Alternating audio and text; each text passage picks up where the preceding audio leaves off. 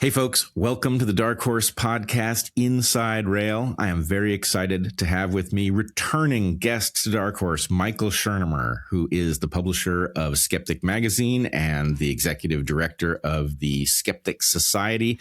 Welcome back to DarkHorse. Nice to be back. Nice to see you, Bret. Where are you? Aren't you on some island somewhere now?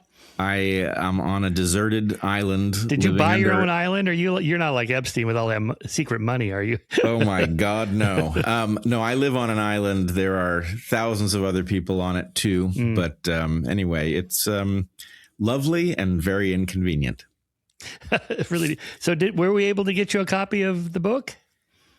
I have it right here. Yeah. Okay. Though I will say I was struck by the fact that your publisher who sent me the book has taken a very aggressive stance on free will in the book that is somewhat in contradiction to your own perspective.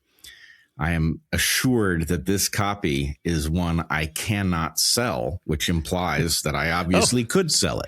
Wait, they sent you a bound galley? Well, that's weird because, well, maybe they just didn't get it in time because the hard copies are now. I just got mine last couple of days ago. Oh, is that right? Yeah. Well, anyway, I've been enjoying looking through it. There's a ton for us to talk about here. I don't know how you want to set things in motion, tell people what your book is about. But I'm interested in talking about, of course, religion, free will, and, the central thesis of your book about truth and why it still matters and how to grapple with it. I think those are all good topics.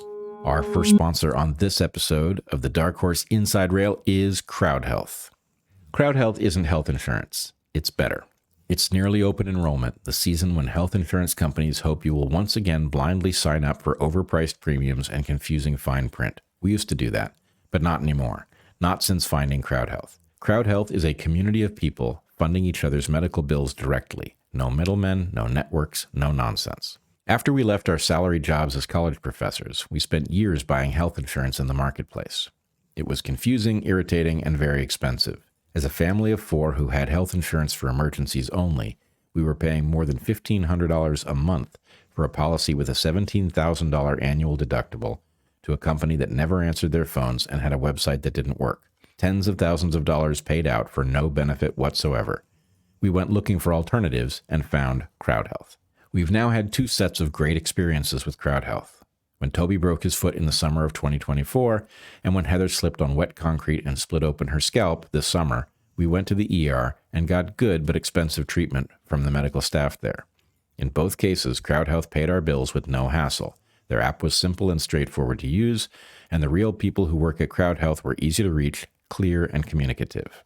With Crowdhealth, you get health care for under $100 a month. You get access to a team of health bill negotiators, low-cost prescription and lab testing tools, and a database of low-cost, high-quality doctors vetted by Crowdhealth. With Crowdhealth, you pay for the little stuff out of pocket, but for any event that costs more than $500, a diagnosis that requires ongoing treatment, a pregnancy, or an accident, you pay the first $500 and they pay the rest. The system is betting you'll stay stuck in the same overpriced, overcomplicated mess. And this year, it's even more complicated because most of the Affordable Care Act subsidies expire, which means your prices are going to be even higher. So far, Crowdhealth members have saved over $40 million in healthcare expenses because they refuse to overpay for healthcare. This open enrollment, take your power back. Join Crowdhealth to get started today for $99 for your first 3 months using the code DARKHORSE at joincrowdhealth.com. That's joincrowdhealth.com, code DARKHORSE. Important reminder, Crowdhealth is not insurance. Opt out, take your power back. This is how we win. Join crowdhealth.com. Our second sponsor is Helix, which makes truly fantastic mattresses. We've had our Helix mattress for well over 4 years now, and it continues to provide amazing sleep, just as much as it did when we first got it. It's firm, which we like, but if you want a soft mattress, they make those too. It's cooling, it's quiet, and it's just lovely in every regard. Everyone has had bad sleep. Sometimes that's attributable to modernity, the light shining in your window, the noises of humanity that you can't shut out, the turning of your brain, your physiology that's been mangled by fake food and pharmaceuticals. All of that contributes to bad sleep, but so does a bad mattress. Helix makes excellent mattresses, every one of which combines individually wrapped steel coils in the base with premium foam layers on top providing excellent support for your spine. Take the Helix Sleep Quiz online, and in less than 2 minutes, you'll be directed to which of their many mattresses is best for you. Do you sleep on your back, your stomach, or your side? Do you toss and turn or sleep like a log? Do you prefer a firmer or softer mattress? Once you've found your perfect mattress, you have 120 nights to try it out without any penalty in the unlikely event that you don't love it. Helix Sleep Midnight Luxe Hybrid Mattress won both Forbes and Wired's Best Mattress Awards in 2025. It's that good. Helix mattresses are made in America at their very own manufacturing facility, and unlike many mattresses now on the market, all of Helix mattresses are 100% fiberglass free. Helix mattresses are built for human bodies and built to last. Helix also supports military, first responders, teachers, and students by giving them a special discount. Everyone we know who has slept on a Helix mattress raves about it. Seriously. Some family members slept on our Helix mattress for a few nights, went home, and immediately ordered one for themselves. And Zach's got one in his college apartment, which he loves. Helix just makes fantastic mattresses. We have heard about people having or directly experienced ourselves better sleep, less sleep apnea, less back pain, fewer temperature problems. So go to helixsleep.com/darkhorse for 27% off site-wide. That's helixsleep.com/darkhorse for 27% off site-wide, exclusive for listeners of DarkHorse. Make sure you enter our show name after checkout so they know we sent you. Once again, that's helixsleep.com/darkhorse for a seriously comfortable mattress. So why don't you lay out the basic case and we'll go from there. Yeah, sure. Thanks. So the idea of the book came from as sort of a sequel to the conspiracy book, which is my previous book, as more of a general theory of how we know anything is true. With conspiracies, it was the question is, there really are conspiracies. So how do you know which conspiracy theories you should believe or not believe, which then takes you into epistemology and how do we know what's true? How do we decide who we should believe or not, and so on. So this is really kind of an outline of how science works, through peer review and, the norms and standards of fact checking in journalism, or, the judicial system and how it determines truth through an adversarial legal system where you have two confronting lawyers and the judge or the jury or the peer review, and so on. So, my general starting point is, as you know, I'm an atheist, but whether or not there's a omniscient, omnipotent God, I know for one thing for sure, it's not me. And I also know it's not you. So quite right. All of us, counts.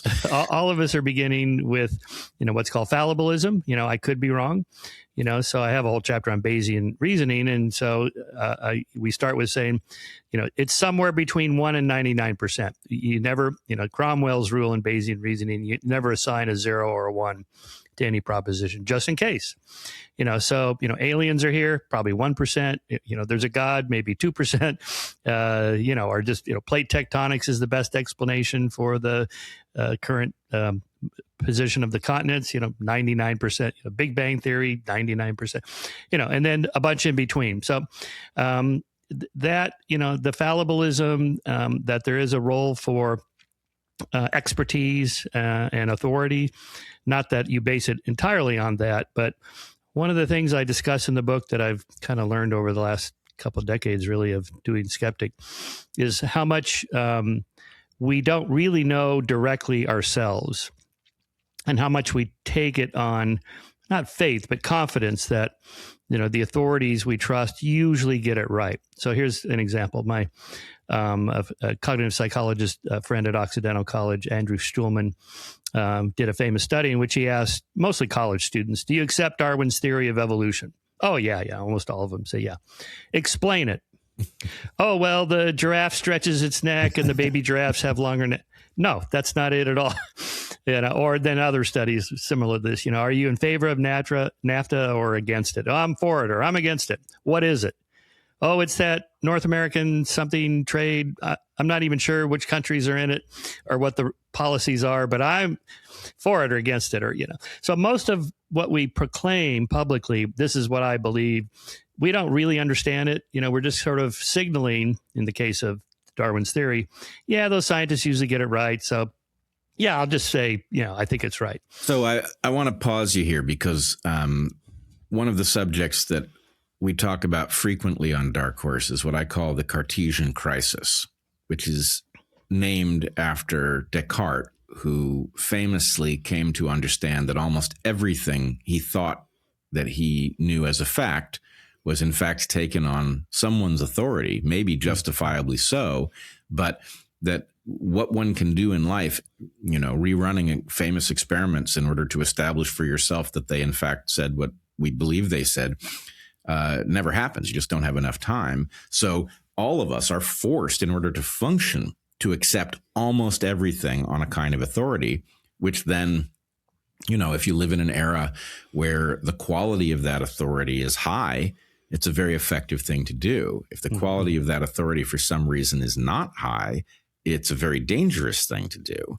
And so at one level, I would ask, I am very much in favor of a world in which we have systems that allow us to rely on actual experts to give us the most well-grounded explanation for what we observe and to help us understand what the implications of it are for our behavior.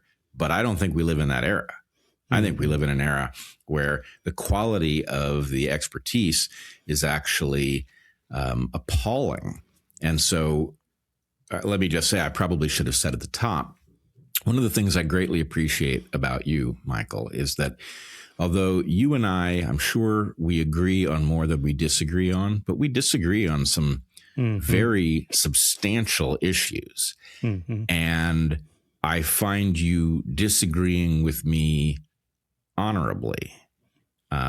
It never gets personal. And that is a rare characteristic. It should be common, but it's rare. So anyway, I appreciate you doing that.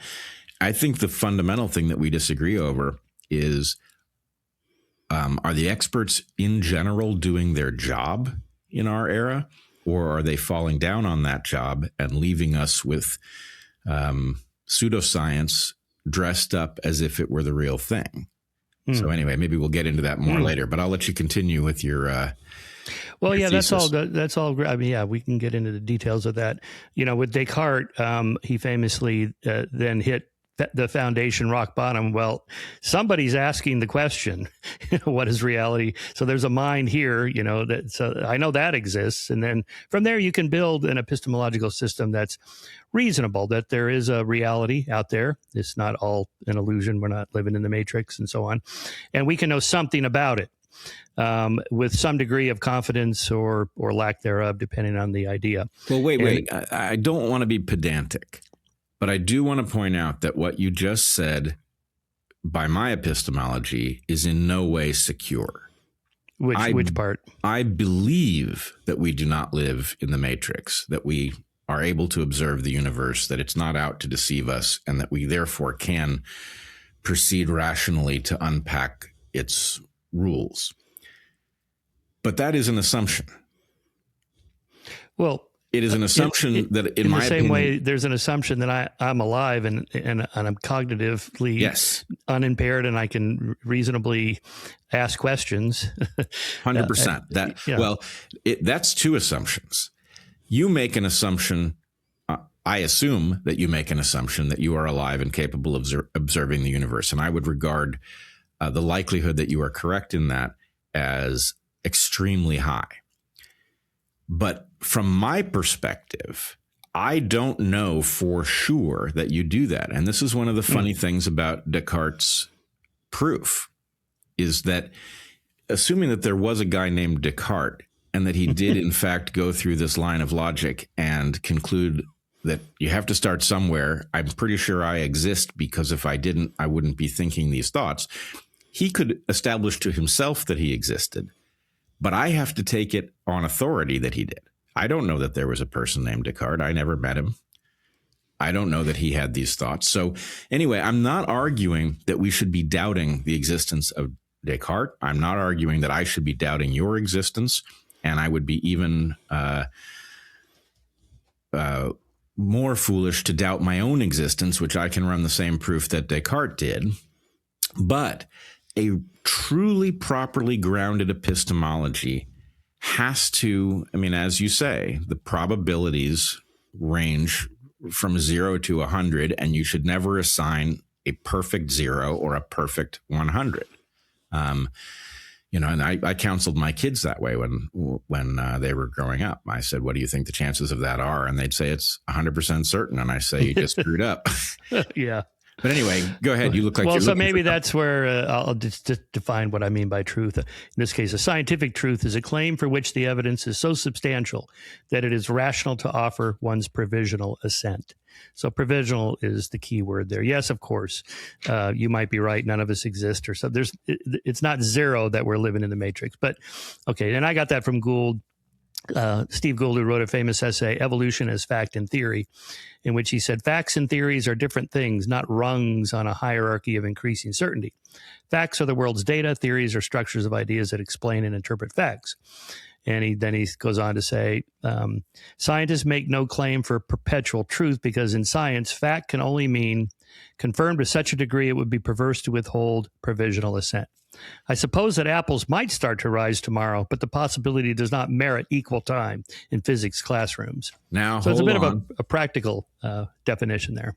Okay, so I'm no fan of Gould. Gould, in my opinion, is a villain in evolutionary biology because for reasons that many take to have been ideological, he created roadblocks to adaptive thinking and, in my opinion, set the field back quite a bit. But never mind, I would argue that the taxonomy provided there by Gould is actually missing a rung, that there are rungs. Your provisional assent, that can apply to a hypothesis that you believe is more strongly favored by the evidence as it is understood than the competing hypotheses. Would you agree that that would count as provisional assent? Yeah. Okay. So that is lower than a theory where all competing hypotheses have fallen, and what we are left with is one hypothesis that then matures into a theory. And the fact that it is a theory, which is as close as we ever get to calling a model a fact, does not mean that it can't be displaced by a superior explanation that arises later. But it means that at the point that something is a theory properly, there is no competing hypothesis that remains valid in light of the evidence. Mm-hmm. You consider that fair? Yeah. So let's just use some examples. Like, how do we know the Big Bang Theory is right? Okay, well, there's a preponderance of evidence or convergence of evidence toward a single conclusion that outcompetes the steady state theory. And that was all resolved from, like, say, the 1940s through the 1960s. And by the time I started college, I took an astronomy course in 1972, the Big Bang Theory had largely won out. Now, by won out, well, so it's kind of a social process. You have professional astronomers and cosmologists. This is what they do, and they mostly agree this is the better explanation than this one. And, the expansion, the redshift of almost all galaxies moving away from one another looks like an explosion, preponderance of fundamental elements like hydrogen and helium. The background radiation of 3 degrees Kelvin looks like the remnants of an explosion. Now we know that the expansion is accelerating, again, as if it's an explosion, and so on. So, astronomers have largely worked this out. There are still a few Big Bang skeptics. I encounter them periodically, but they don't publish in peer-reviewed scientific journals. They just, have these alternative theories. They can't seem to get a grasp to challenge the mainstream theory, and they really just lack that kind of convergence of evidence to a single conclusion. Well, so let us. This is obviously not my area of expertise, but let's put some other things on the table so we know that this isn't just simply a matter that when we look through a telescope, what we see is obviously the product of an explosion, however many billion years it was ago. 13.8. 14 is what I was going to say. So yeah, the latest. I am not a believer that we live in a simulation. But we can understand that if we live in a simulation, if this is a computer program in which reality is rendered in order to leave the impression that when we look through a telescope, we see distant stars, but that isn't what they are. They are renderings in data. Then that would invalidate the Big Bang because the sum total of all of the evidence would match the simulation hypothesis rather than the Big Bang theory. And I would argue that the reason that we do not have the Big Bang as a hypothesis and the simulation as a competing hypothesis is that the simulation does not make distinguishing predictions. Mm-hmm. It's not a hypothesis because it's not testable. But that does not mean that the Big Bang theory is certain. I mean, I'm reiterating your point here. It is not provisionally true with a small t. Yeah. Right. For now, this is what we think happened. I mean, it's possible it could be greatly revised. Apparently, the James Webb Telescope is finding galaxies that are fully formed like 100 million years after the Big Bang, which is not possible according to current theories of galaxy formation. All right. But that doesn't mean the creationists are right and that we should devote time to them who think the universe was created 10,000 years ago. And the tired light that comes into the telescopes of astronomers is just a deception. It's not really 13.8 billion. It's 10,000 years. So you would expect, just to build up the taxonomy properly, you would expect that science has likely discovered the correct fundamental explanation, an explosion, cooling happens, heavier elements are formed by processes, gravitation being the key one that drives things together in early stars, and when they go nova, produce heavy elements, all of that. That explanation is correct, but you could see a revision of the date, right? Mm-hmm. If superior evidence came to light, that wouldn't invalidate the theory of the Big Bang, but it would modify it. And so that's the general pattern you would expect is we get it right, broad brush, our precision gets better over time. Every so often, something that we were pretty darn sure about gets overthrown. That is also a natural part of the process. And it's, in fact, the best argument in favor of science that there is that it's the one process that's built to self-correct. Our final sponsor is Timeline. Timeline makes Mitapure, which contains a powerful postbiotic that is hard to get from your diet alone, urolithin A. Found primarily in pomegranates, urolithin A has been the subject of hundreds of scientific or clinical studies, many of which find that it enhances mitochondrial function and cellular energy and improves muscle strength and endurance. But how does it work? Your mitochondria are the powerhouses of your cells. But like everything living, they can decay or get damaged. The older we get, the more likely we are to have damaged mitochondria, which accumulate in joints and other tissues. This is in part because mitophagy, the process by which damaged mitochondria are removed from cells, becomes less efficient the older we get. The age-related decline in mitophagy not only inhibits removal of damaged or excess mitochondria, but also impairs the creation of new mitochondria, which results in an overall decline in cell function.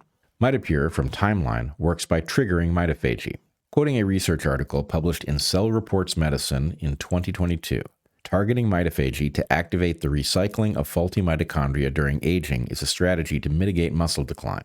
We present results from a randomized placebo-controlled trial in middle-aged adults where we administer a postbiotic compound, urolithin A, Mitapure, a known mitophagy activator, at 2 doses for 4 months. The data show significant improvements in muscle strength, 12%, with intake of urolithin A. We observed clinically meaningful improvements with urolithin A on aerobic endurance and physical performance, but do not notice significant improvement on peak power output. Furthermore, research published in Nature Medicine in 2016 found that in mice, the beneficial effects of urolithin A on muscle physiology were independent of diet or age. Take 2 soft gels of Mitapure a day for 2 months and you may see significant improvements in your muscle strength and endurance. Mitapure enhances your cells' ability to clean themselves up and regenerate new, healthy mitochondria. In combination with regular physical activity, Mitapure can help you stay strong and healthy into old age. Timeline is now offering 20% off your first order of Mitapure. Go to timeline.com/darkhorse and use the code DARKHORSE to get 20% off your order. That's timeline.com/darkhorse. Yeah. Well, like ulcers are caused by stress. Well, actually, no, that was wrong. We now know it was a virus or a bacteria, whatever it was. Bacteria. And that took a while to overcome. I mean, that guy, I forget his name now, who proposed that. He met a lot of resistance, but he chugged through it, and now that's the acceptance. So the idea that scientists are dogmatic and closed-minded and live in flatland and can't see spaceland and so on, it's not true. How else would we get these new ideas? It's sometimes true. I would say, Brett, that usually, it probably takes longer than we would like, but usually scientists, they either die or their graduate students get the jobs, and then they are more open to the new ideas. So yes, but it does happen. Yep. And and usually the errors in science, like in the case of evolutionary biology, where creationists would say, "Oh, look, they got that fossil wrong, or they fell for Piltdown Man, or whatever. So how can we trust anything the scientists say?" Yeah, but it's usually the scientists that found out that Piltdown Man was a hoax and that fossil was misidentified and so on, not the creationists. Well, I do think we have a new crop of creationists who have actually leveled up the quality of their science. For sure. Yeah. So, I appreciate them. The intelligent design theorists, they're better than the Duane Gish young Earth creationist crowd, for sure. Right, to be sure. But they're still, but this is an interesting case study, because I know all those guys, I've read all their books and so on. There's still a move they make where they exit methodological naturalism, and they end up, with the God of the gaps type argument. It always comes down to that. And then a miracle happens. And then we can't explain the mind, or, the rise of complex systems, eukaryotic cells from prokaryotic cells. There's a RNA to DNA. There's a gap there. And, they have a laundry list of these things. So, I offer the best explanation we have, and they go, yeah, I'm not buying it. So I go, okay, then what's your explanation? Well, and it just comes down to, well, God did it. It's like, but that's not really an explanation. I mean, how did God do it? How did God take RNA and mush it into DNA, or how did the designer do this? So it's not an explanation that's useful. Well, to the extent that they offer that explanation, it is a violation of a philosophical principle that we require in order to do science, which is it takes that which cannot be explained and offers to solve it with a much greater mystery. If God did all these things, then God has to be explained, or you haven't explained anything. So I would hold their feet to the fire on that. But I also see,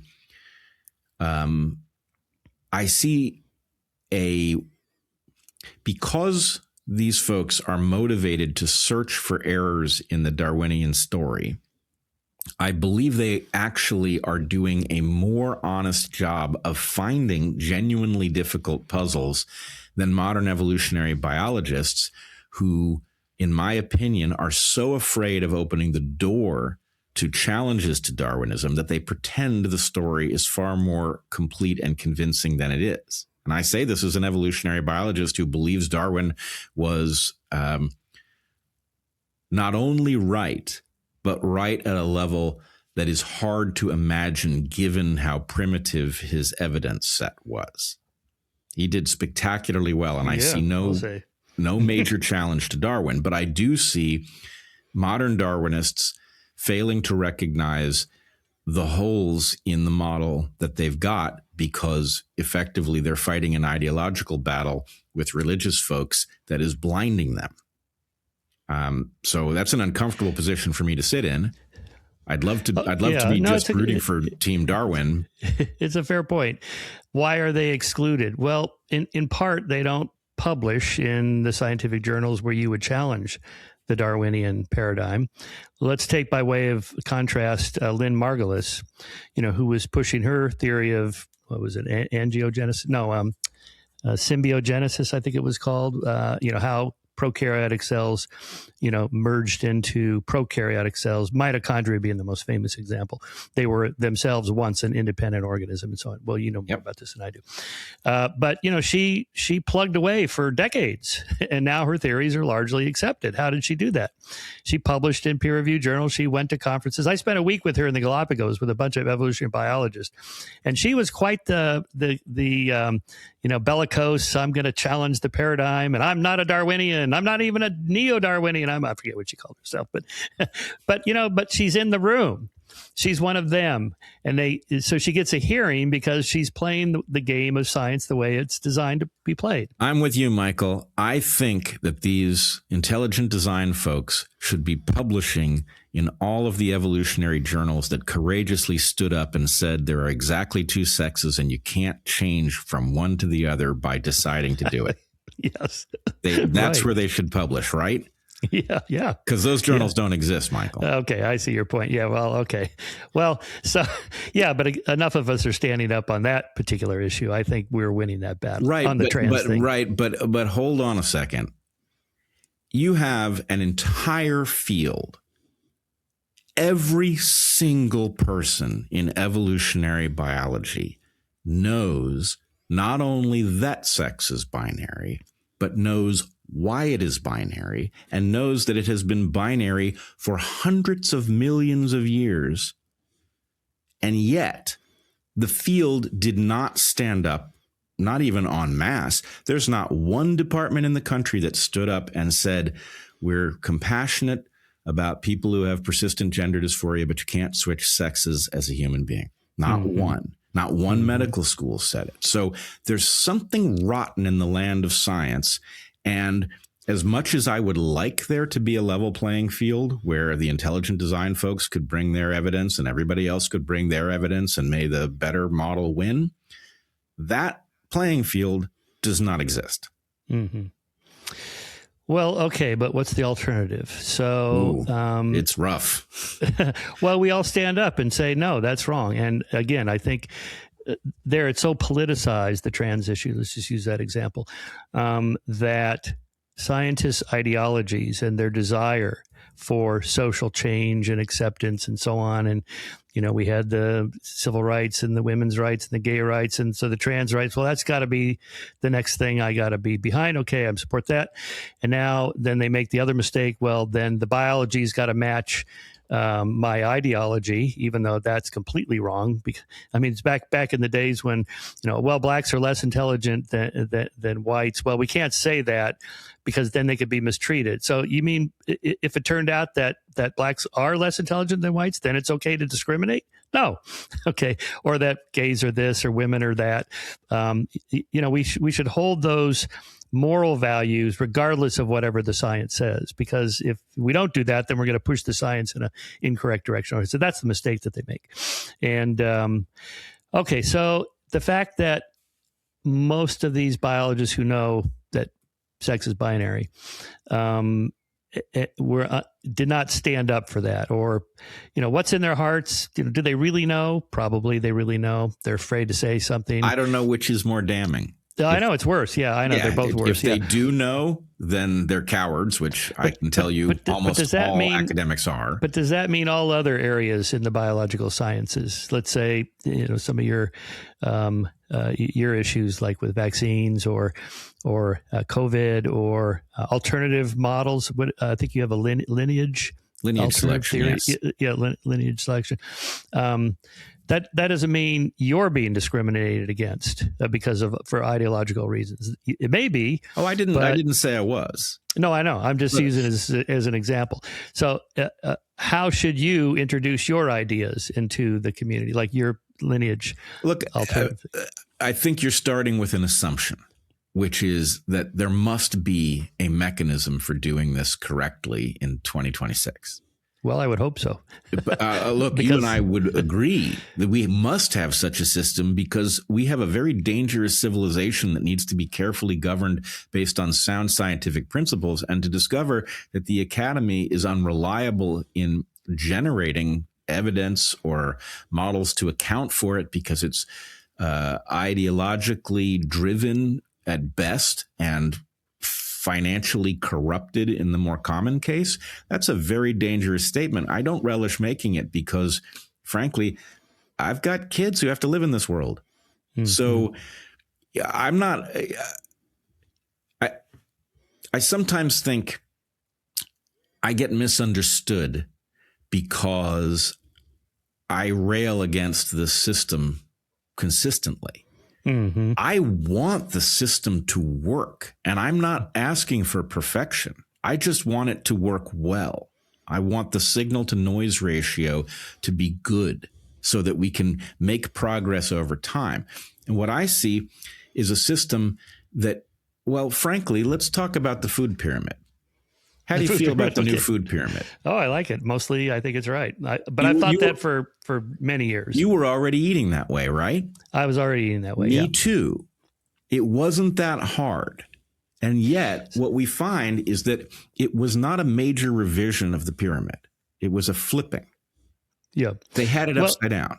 Let's look at that as an example of science working slowly, but toward the truth, right? The early skeptics in the 90s, Gary Taubes in particular, who was publishing everywhere he could in major newspapers, not journals because he's a journalist, but his books were published by major publishers and so on. And then Nina Teicholz and others picked up the mantle, and here we are. Okay, it should have happened in the 90s at the latest, but that's how it goes because the ideology was it wasn't really political ideology. It was just this this entrenched idea of what nutrition nutrition is. It was corruption.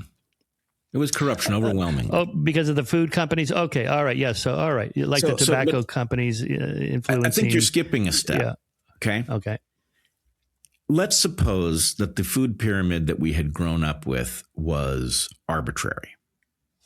That it was generated by a random number generator, either somebody sitting at a desk with some dice or a computer, and they just slapped stuff on the pyramid willy-nilly.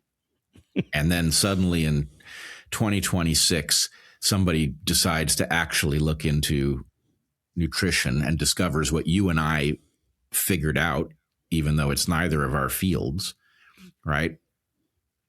Okay, suddenly we get a proper food pyramid. That's not what happened. The food pyramid was literally upside down. What we were being told about what to eat was an inversion of what we should eat. My point to you would be, anytime you see that pattern, what that means is that the right answer was calculated by the system, and then somebody took the reciprocal. That is, incidentally, I know you will disagree with me on this. Years from now, my expectation is you'll have a food pyramid inversion moment. But that is the exact pattern we saw with the CDC and COVID. The CDC had the correct formula for how we should address COVID, and they flipped it on its head. It was the inverse of what you should do. That is not an accident. I don't know what it is. I don't know. I think I tend to go with the incompetence over conspiracy explanation for most things. Well, I mean, I think like in the nutrition thing, this goes back to the 1950s, post World War II, and the baby boomers and what are we going to eat? And then Eisenhower has a heart attack. What does he do? He eats a lot of meat. Oh, yeah, but he smoked. Yeah, but smoking's fine because the tobacco company said, all right, so you're right. Tobacco companies corrupted the research on tobacco and the food company. But I don't think to me, the food companies followed suit. Like, okay, so this is what the government's recommending. This is what people are going to want when they come in the supermarket. These foods that they're recommending taste like crap, so we got to put sugar in it to make it taste good. They're just kind of following a market trend rather than we need to buy off the politicians. Maybe they did some of that later with lobbying. I don't think that's the case. Now, this is, of course, speculative, but my sense is when a policy is actually in everybody's interest, it easily passes, right? It doesn't matter whether you're a corrupt, cynical politician or an honorable one. You have every reason to pass things that are good for everybody, which leaves a remainder, things where what's good for the public is actually not good for some other power structure. in those cases, a power structure that has resources at its disposal corrupts the system in order that the system will dispense the advice that would lead people to whatever products are being sold that you shouldn't be eating. Yeah. And away from the public interest. And what we are finding out, in fact, I would flip the presumption on its head. I know that your bias is against conspiracy.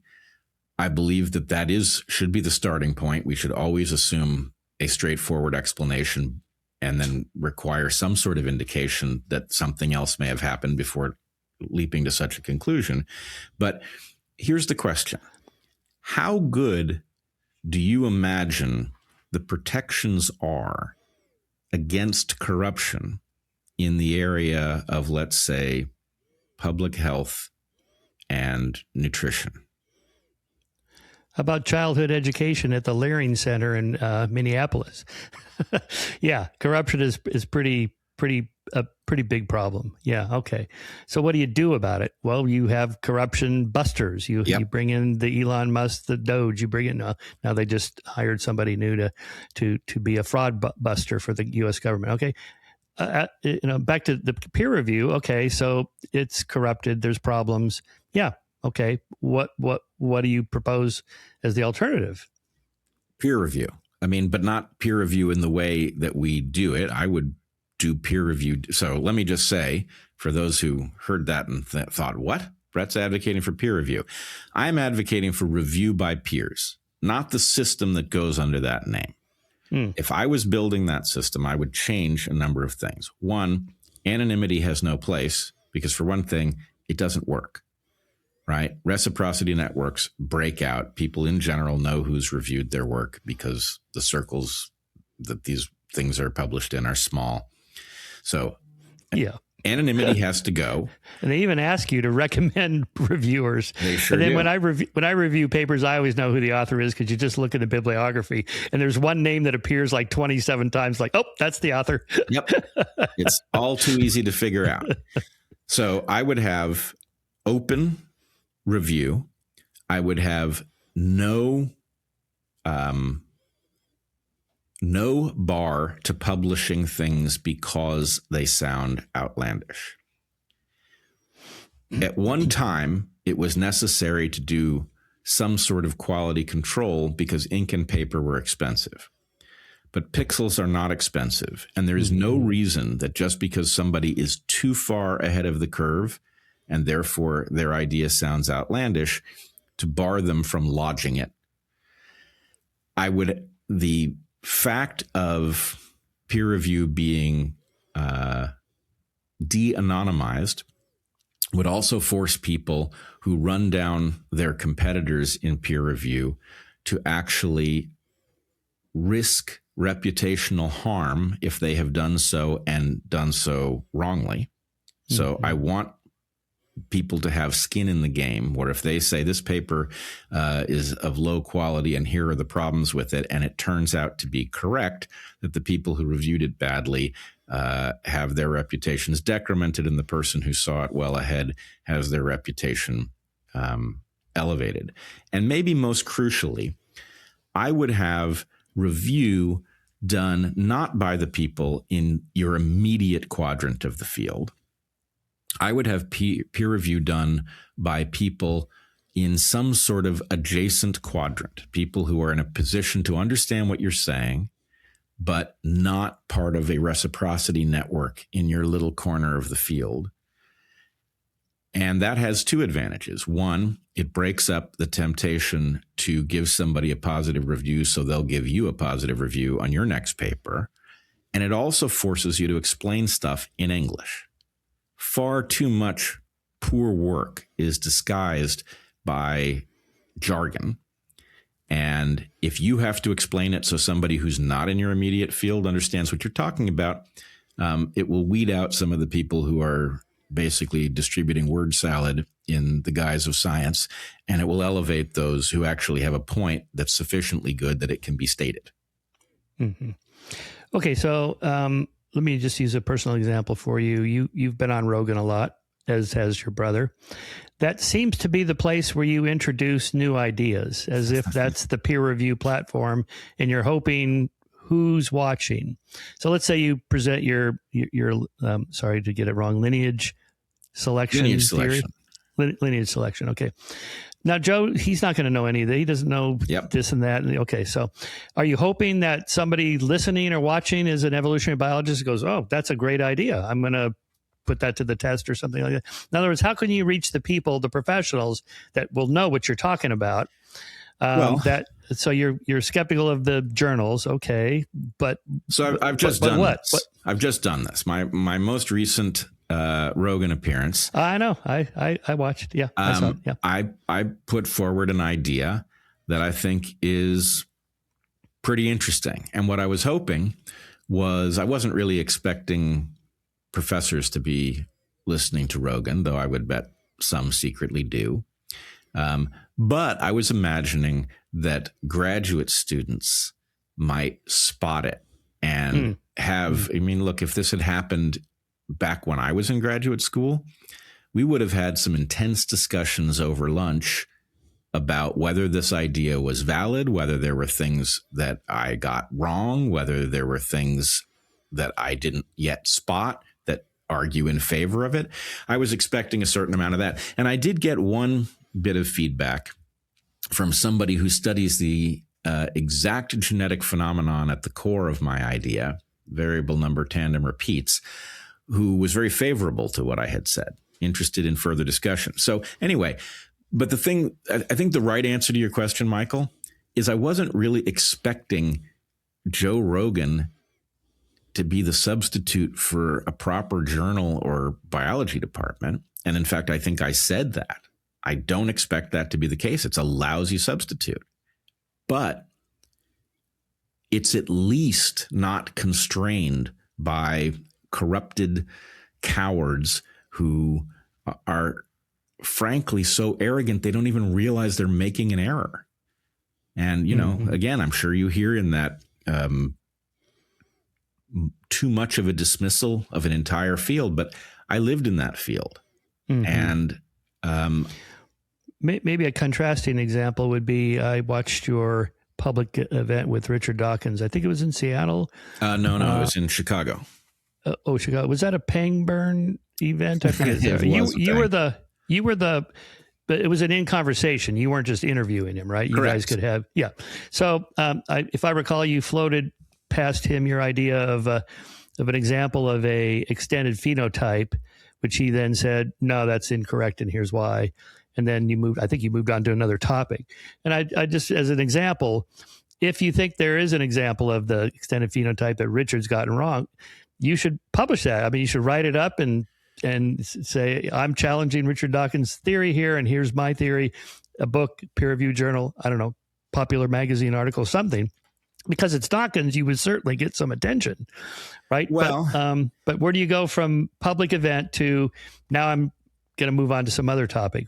How can we resolve this? So the problem here, Michael, is that my interaction with the published literature began with my work on telomeres, senescence, and cancer.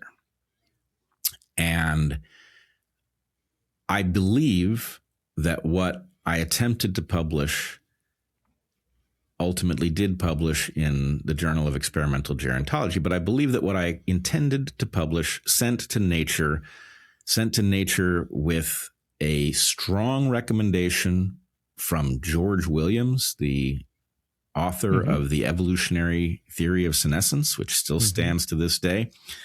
They rejected without review.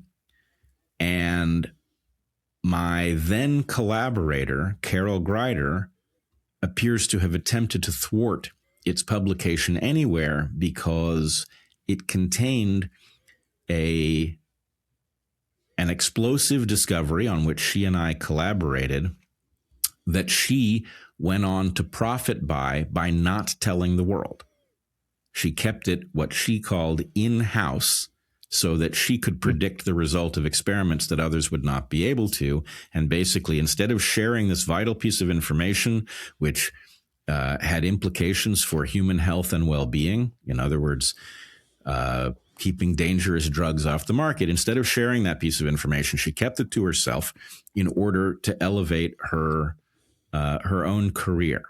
So that experience, watching my work silenced by a competitor at a major journal, in spite of the fact that one of the leading evolutionary biologists of his generation recommended that they take it very seriously, left me with very little respect for the institution of peer review. You're asking, well, what do you want to do instead? And my point to you is, look, you want to put me in charge of building a system that works, I'll take that question and I'll run with it. But I'm not in that position. Yeah. So what will I do instead? Will I waste my life talking to a tiny number of peers who have the ability to shut down what I say, true, false, or otherwise? Why would I do that? Okay, just a point of clarification, because I don't know this story. If she was listening to this, what would her response be? Something like, "No, I never did that," or "He misinterpreted what I was doing," or well, first of all, at the point that I went to publish my work, and I discovered that she was secretly publishing our collaboration without my name anywhere on it, she pretended that the conversations had not happened. Now, you will note, she's welcome to sue me. We will find out exactly what happened in discovery. And as is always the case, as extraordinary as the story I'm telling you is, I'm telling it like it happened. I have the evidence. And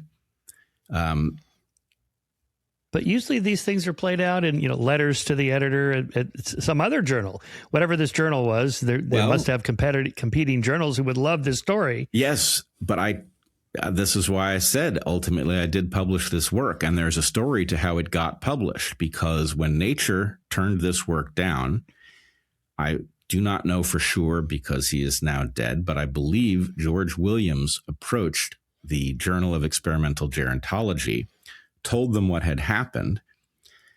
They solicited the paper. I, trying to be the scientist I was told I was supposed to be, recommended reviewers, including Carol Greider, my collaborator. They sent it to her. She wrote a scathing review of my paper, just point after point after point, and they were preposterous. At the point I finally worked up the courage to call out this leading light of the field and to tell the editors of the journal, Carol, or whoever has reviewed this paper, I didn't name her because I didn't officially know who it had been. Whoever reviewed this paper does not understand the material. The editors are welcome to point to any point she makes, and I will send back the proper response. But there are too many preposterous claims here to address them all. I sent that back, and within minutes, the journal published. They sent back an email, and they said it was not electronic at the time, but they sent back an email that says accepted for publication. So the editors of that journal actually overrode peer review because they understood the deeper story. Now, strangely, I thought that was a one-off experience until Eric later pointed me to the book, The Emperor of Scent. Have you read this book? I haven't read. Let's see. I read parts of it. I think I just saw a lecture by the guy. He was the New York Times reviewer of perfumes or whatever, I think. Luca Turin. Yeah. Oh, so interesting. Yeah. Okay. I highly recommend this book. You'll love it. But he tells a story in his own case that mirrors the story that I lived. When Eric read it, he called me up. He said, "Bret, you've got to read this. This happened to somebody else." So anyway, the idea of editors overriding peer review because what's going on in peer review is that competitors are snuffing each other out is apparently not all that rare. And in the case of my work, what was on the line? Human health. right? Dangerous drugs, mice that were being raised to test drug safety that were incapable of telling you that a drug was toxic. So anyway, I don't know why we focused on this story, except but and when was that? How long ago was this? My paper was ultimately published in 2002. The work was completed in 1999. Wow. Okay. So a long time ago. Well, there's journalists that cover these kind of scientific disputes. You can go back to Leibniz and Newton over the calculus and Wallace and Darwin over natural selection. And, Crick and Watson and the other, founders of that field and so on. But these things get played out. I mean, it gets resolved at some point. I hate to be the guy to do this to you because, as I say, I really appreciate the role that you play in the world, holding people like me, holding our feet to the fire. However, do you think I didn't go to journalists? I don't know what you did. I went to numerous journalists. I had the same experience over and over again. Okay. I would tell them my story. I would show them the evidence. They would be flabbergasted, fascinated. They would say, who can I call to find out if this is really true? And I would say, I don't know who you can call because reciprocity networks, blah, blah, blah, blah, blah. They would call some friend somewhere. And the next thing I know, they would ghost me. It happened so many times. So what I'm telling you is the process that we believe exists is a cargo cult. It is embedded within a network of people who are largely cynical and careerist, who have an interest in shutting down interlopers who are not under anyone's control. I don't like saying that. It doesn't feel comfortable because, hey, I trained as a scientist. I want to believe in the system. I want to say, they screwed up there, but here's a place where, the light shined through. I can't say it because I've seen too much. And you keep asking me, well, why don't you do this? Or, what should we be doing instead? And the answer is, well, I can answer those questions. Why am I not doing it? Because I did it and I saw a shocking story of what happens when an evolutionary biologist stumbles into a realm where there's actually money at stake. Right? That's what I think happened. So that's why I'm money that your co-author could make. Say again? The money that your co-author made or could make from this. Well, she has a Nobel Prize now. What's her name again? Carol Greider. Oh, okay. All right. Yeah. And, she got her Nobel Prize for work that she and her advisor did. They discovered the enzyme telomerase that allows cells to add extra repeats to the end of a telomere. That work had nothing to do with me. It was long before she and I knew each other. But during her Nobel lecture, she presented the work that emerged from our collaboration without mentioning me and presented it upside down, interestingly. She presented as if the ultra-long telomeres that exist in captive mice colonies are a useful feature that allows us to discover all kinds of wonderful things about mice rather than an embarrassing product of the captive breeding protocols, which puts human life in jeopardy. Okay, I have an idea. All right. Rogan should have her and you on the show at the same time. I would gladly go. Okay. Well, in other words, how do we get to resolution? All right. So by way of another example, so your brother's gone on Rogan a bunch of times talking about his theory of geometric unity. Yeah. And so, again, what does Joe know about these things? And he's just a great conversationalist. But, how about a physicist that does this, that's in this area? So I see that Piers Morgan had on Eric with Sean Carroll. So I thought, okay, here we go. So I watched the whole thing and it got a little testy for sure. But I thought Sean, made a good faith effort. Like I read the paper. Here's what I have some problems with it. And, Eric wasn't particularly vibing that too much.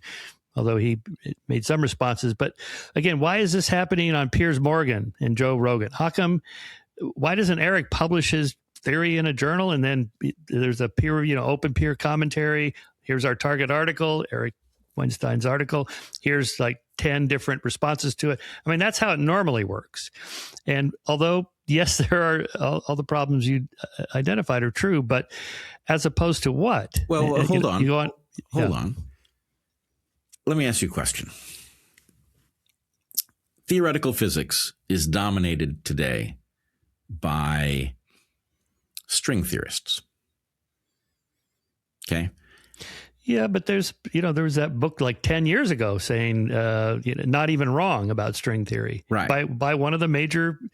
Okay, so there are people in the field that are skeptical. Here's my question: how is it possible for string theory to dominate theoretical physics in light of the fact that it does not make predictions that render it testable? I don't know. Yeah, it seems to me it's way past its sell-by date, but so look, I don't know. I hear you struggling against a red pill that I think you should take.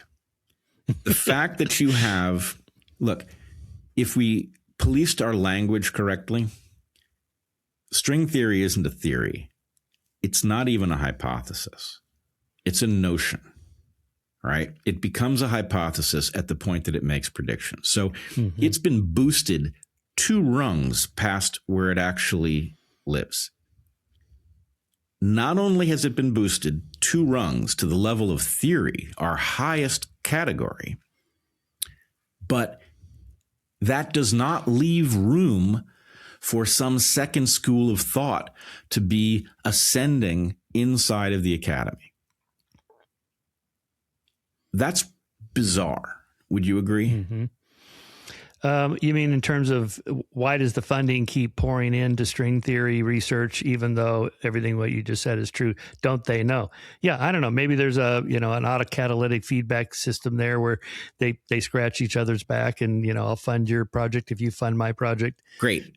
Where in the scientific method or the description of how peer review is supposed to maintain quality is that reciprocity network that you're describing?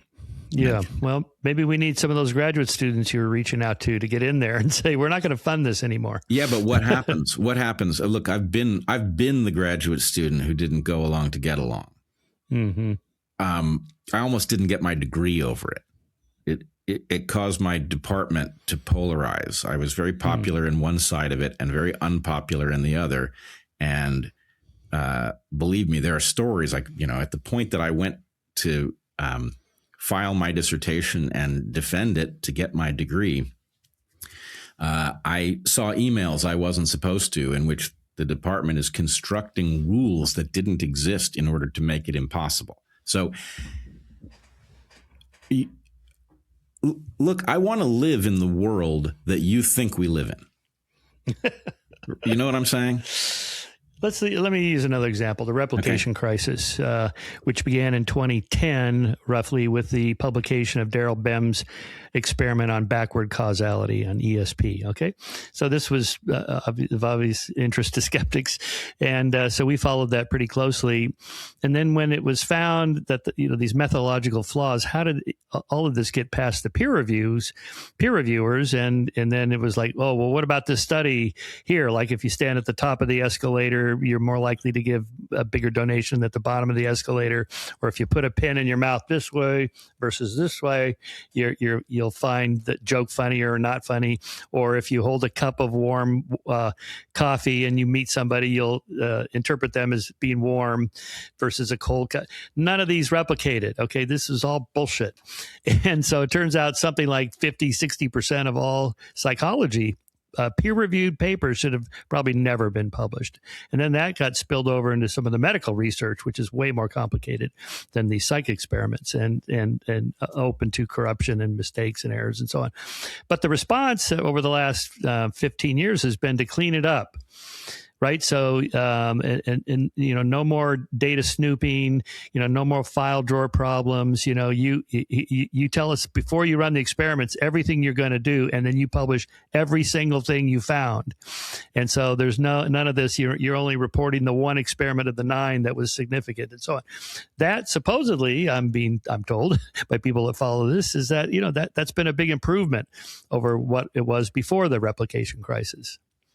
Right, but how could the replication crisis look? First of all, I should just tell you, as a matter of, in the interest of full disclosure, I was ranting about the problem and gameability of p-values long before the term replication crisis existed. P-hacking, yeah. Yeah, p-hacking. Yeah. It's obvious if you have been through statistics and you've looked at the way the academy functions on the inside, that people who take liberties, the whole system functions on the honor system. And people who take liberties, and it's not just p-hacking. P-hacking is one thing you can do to make your results look important that will result in things that aren't even true being regarded as facts. But another thing you can do is you can collect data that you don't have a hypothesis about. That's nothing wrong with that. It's observational data. But if you see a pattern in that data and then you report the pattern that you saw as a hypothesis and then claim that you collected the data looking to see if the hypothesis was true, and eureka, it is, the prediction is visible in the data, there's no way for outsiders to know that you just committed fraud.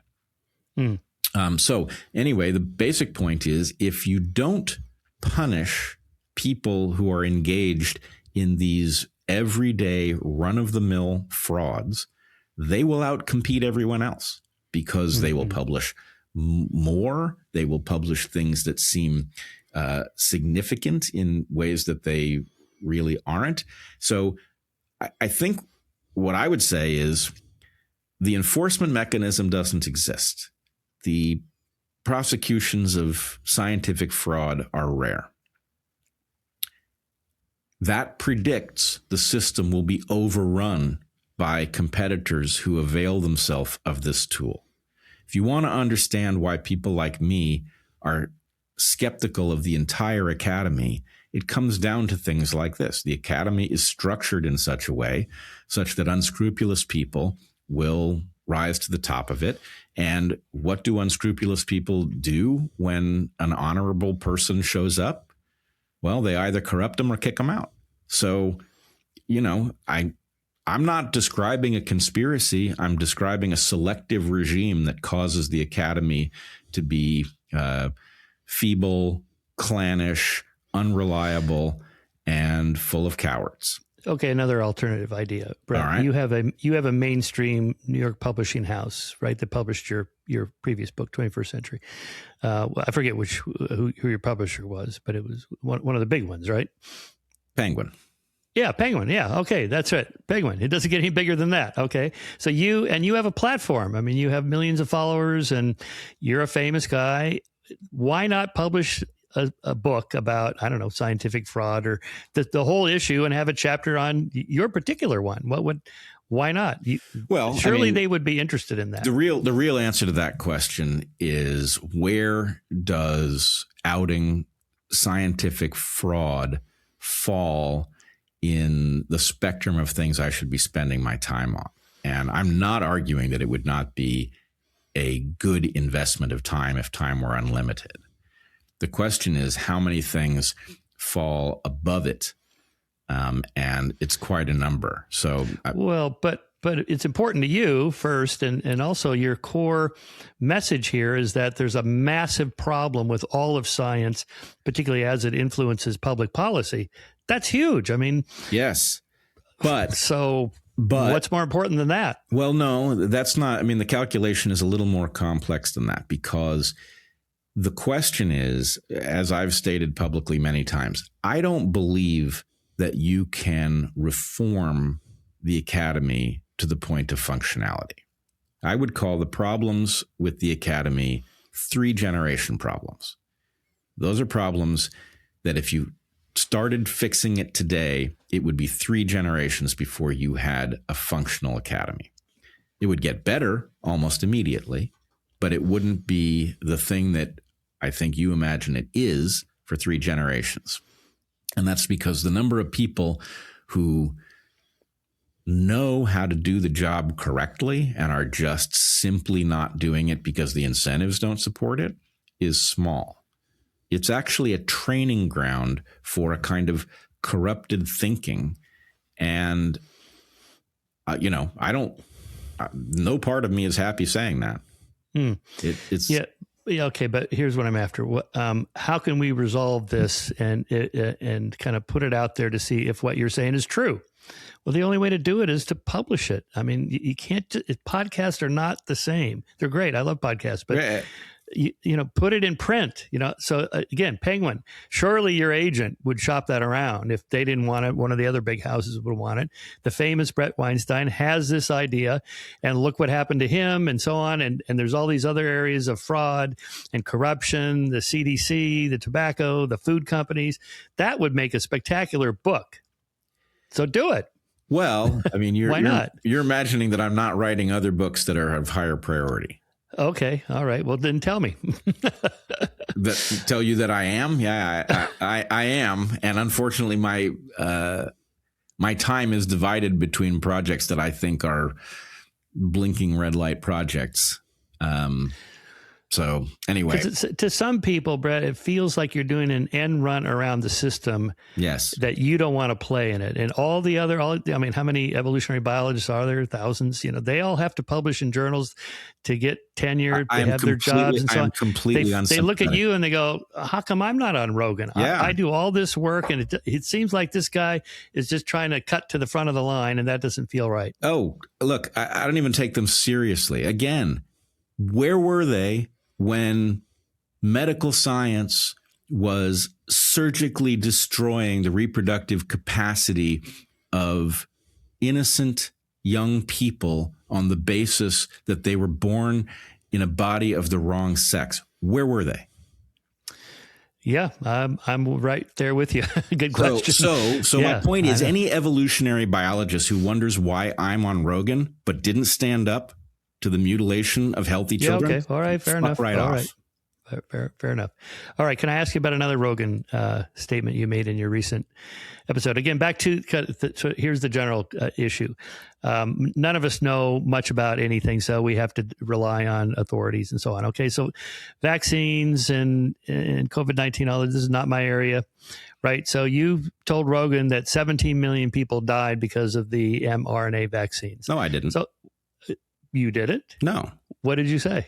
I said I had seen a credible estimate that 17 million people had died. All right. Anyway, so I just No. You don't get to do that. What? What I said was careful and true. I've seen a credible estimate. I'm not saying one way or the other as to whether or not that estimate is high or low or what will happen to it over time. But the difference between portraying me as having said 17 million people died as if that was some fact that I knew, rather than I saw Denny Rancourt's paper in which he estimated the excess mortality at the moment that the vaccine campaign showed up, I'm pointing to published work that says exactly this. Okay, I didn't misrepresent anything. Yeah. Okay, good. So I just typed into Supergrok. Did 17 million people die because of COVID-19 mRNA vaccines? Supergrok's response is no. There's no credible evidence that 17 million people died because of COVID-19 mRNA vaccines, such as Pfizer and Moderna. This claim is false and originates from a flawed, non-peer-reviewed analysis that misrepresented excess mortality data by attributing it to vaccines while ignoring surges in COVID-19 infections and deaths. The 17 million figure stems from a 2023 report by Denny Rancourt and colleagues, which analyzed all-cause mortality in 17 Southern Hemisphere countries and extrapolated a vaccine fatality rate globally. Fact checks from sources like AFP, Reuters, factcheck.org, and Science Feedback have debunked it, noting that excess death spikes aligned with COVID-19 waves, for example, Omicron, not vaccination rollouts, and that the analysis failed to account for confounding factors like infection rates. Large-scale studies through 2025 consistently show no increased long-term all-cause mortality from mRNA vaccines and often lower mortality among vaccinated people. And then it has a bunch of sources and so on. All right. So, yeah. Do you know how an LLM works? Yeah, it scrapes all the sources. It has a whole pile of sources there. Yeah, it has a whole pile of sources. And so to the extent that corruption results in those sources being biased in a direction, it regurgitates it. And now you're regurgitating it. Yes. Well, but what are my alternatives? Well, you could think for yourself. Well, I know, but this is not my area. No. Don't do that. That's a mistake. Let me ask you a question. Yeah. Are you still getting COVID boosters? No. You're not. Why not? Well, I've already had COVID a couple times, so I have natural immunity. Oh, so you believe in natural immunity? Well, after the entire public health vaccine apparatus assured us that natural immunity was not good enough and that you still got a benefit from the vaccines. They got it wrong. Look, Brett, they got many things wrong. Do you remember Yes. that moment in time? I do. And do you remember people like me shouting about this? Yes, I do. Okay. Yeah. So now we find out from Paul Offit that all of the major players gathered together and privately understood the very same thing that they were gaslighting us over. They understood that natural immunity was the best immunity that you were going to come by and that a vaccine wasn't going to augment it. And they decided to keep that to themselves in spite of the fact that these vaccines are built on a novel technology they didn't know the hazards of at best. So how is it that these people can privately meet and decide there's a whole swath, millions of people, hundreds of millions of people who'd already had COVID, who didn't need to take any risk whatsoever from a novel vaccine? How is it that they get to privately decide to keep that information to themselves? Okay, and why, given that they did that, given that you remember the moment in history at which they were, not only were they disagreeing with us, which was a lie, they were gaslighting us. They were telling people like you that people like me were crazy.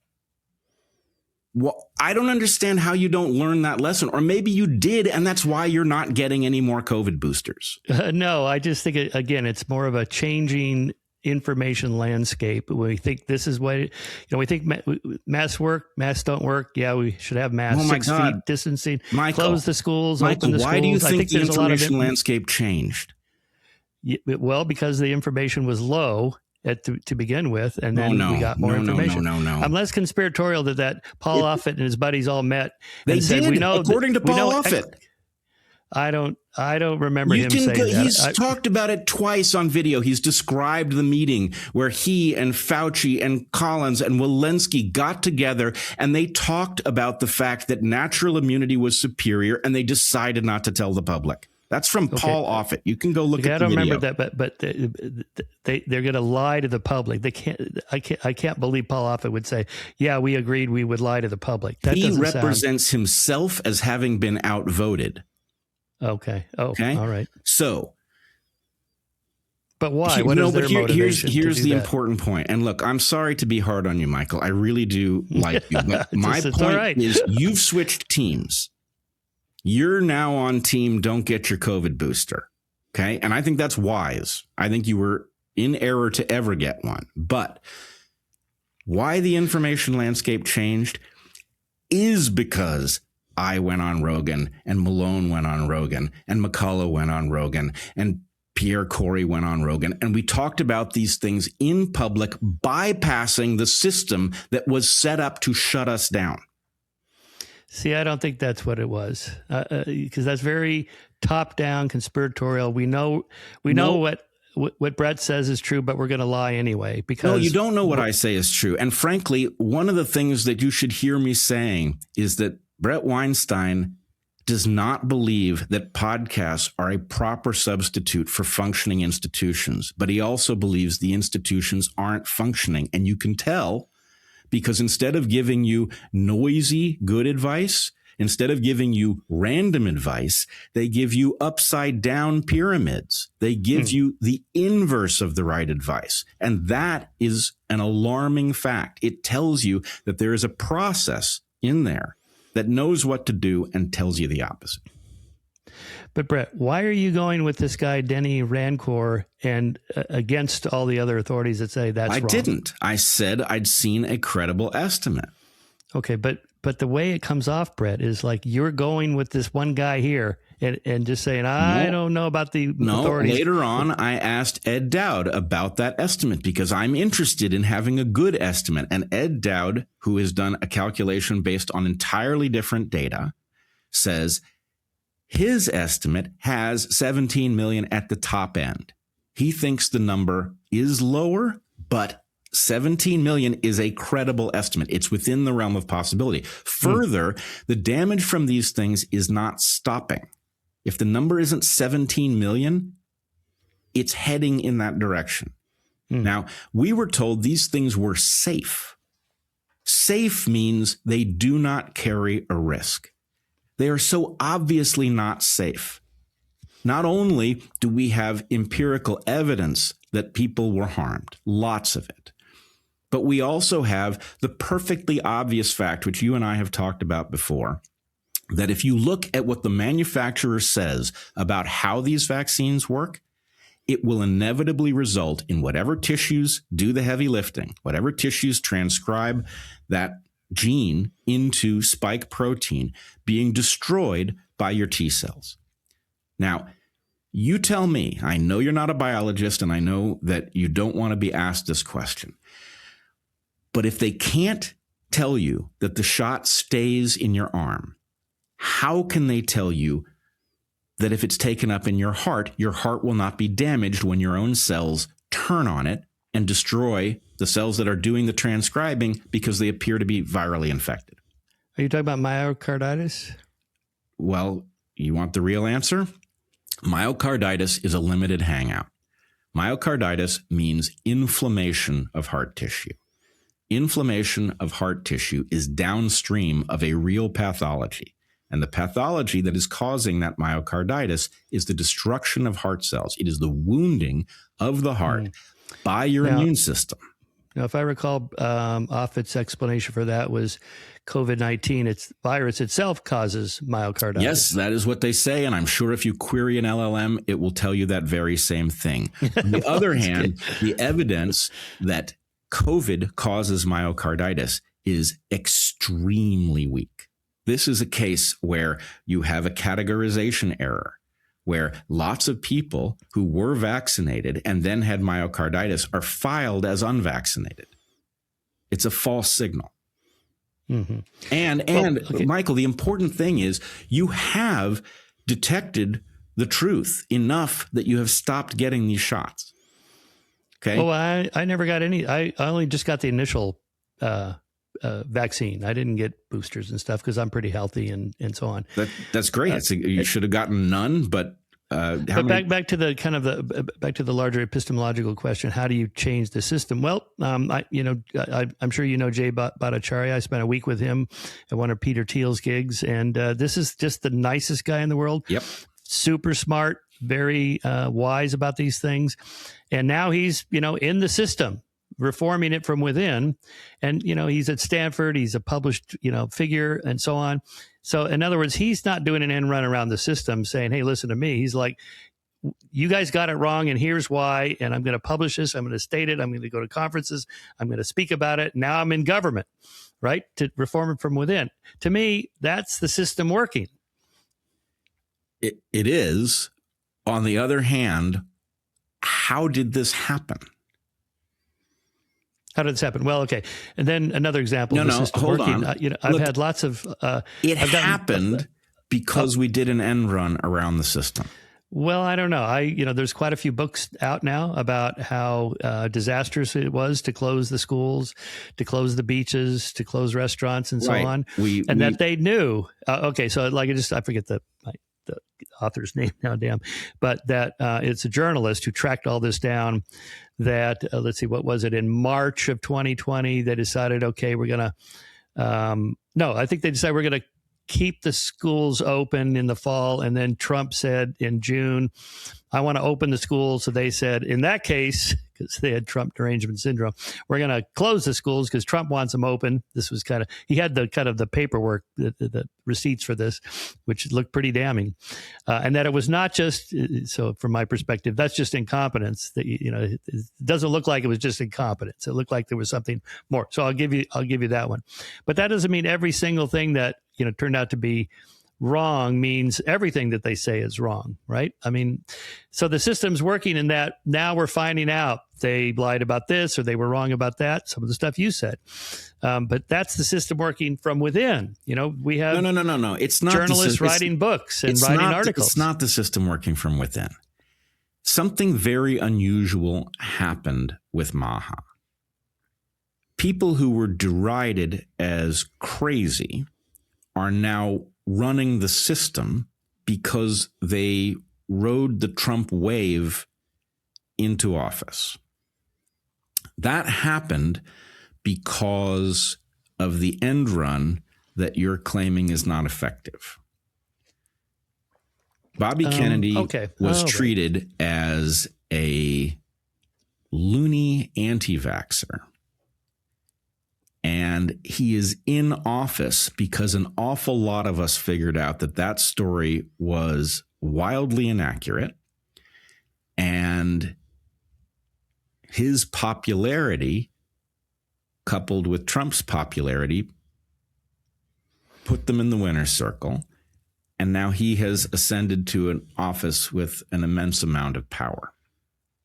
That is the reason that the food pyramid has fallen. That is the reason that our childhood vaccine schedule is being revised to match the rest of the civilized world.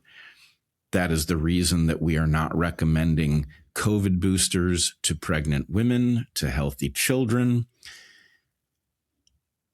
This is the rebels in the hills, the rare case where they have ascended to a level of power and are actually instituting reasonable reforms that, frankly, should have been done in most cases decades ago.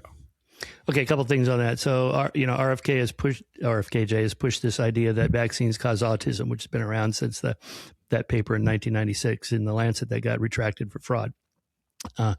And there's still been no credible evidence that vaccines cause autism. We don't know what causes autism, so that kind of opens up the field for just anybody's ideas. No credible evidence. That is not true. There is a battle over evidence. There is evidence for, there is evidence against, and I happen to know. Yeah, but this is like there's evidence against the Big Bang. Yeah, right. Like the 1% guy, the one guy that says, I don't think the Big Bang happened. Yeah, but the vast majority say it did. And here's their evidence. No. That is not how this works. That is not how this works.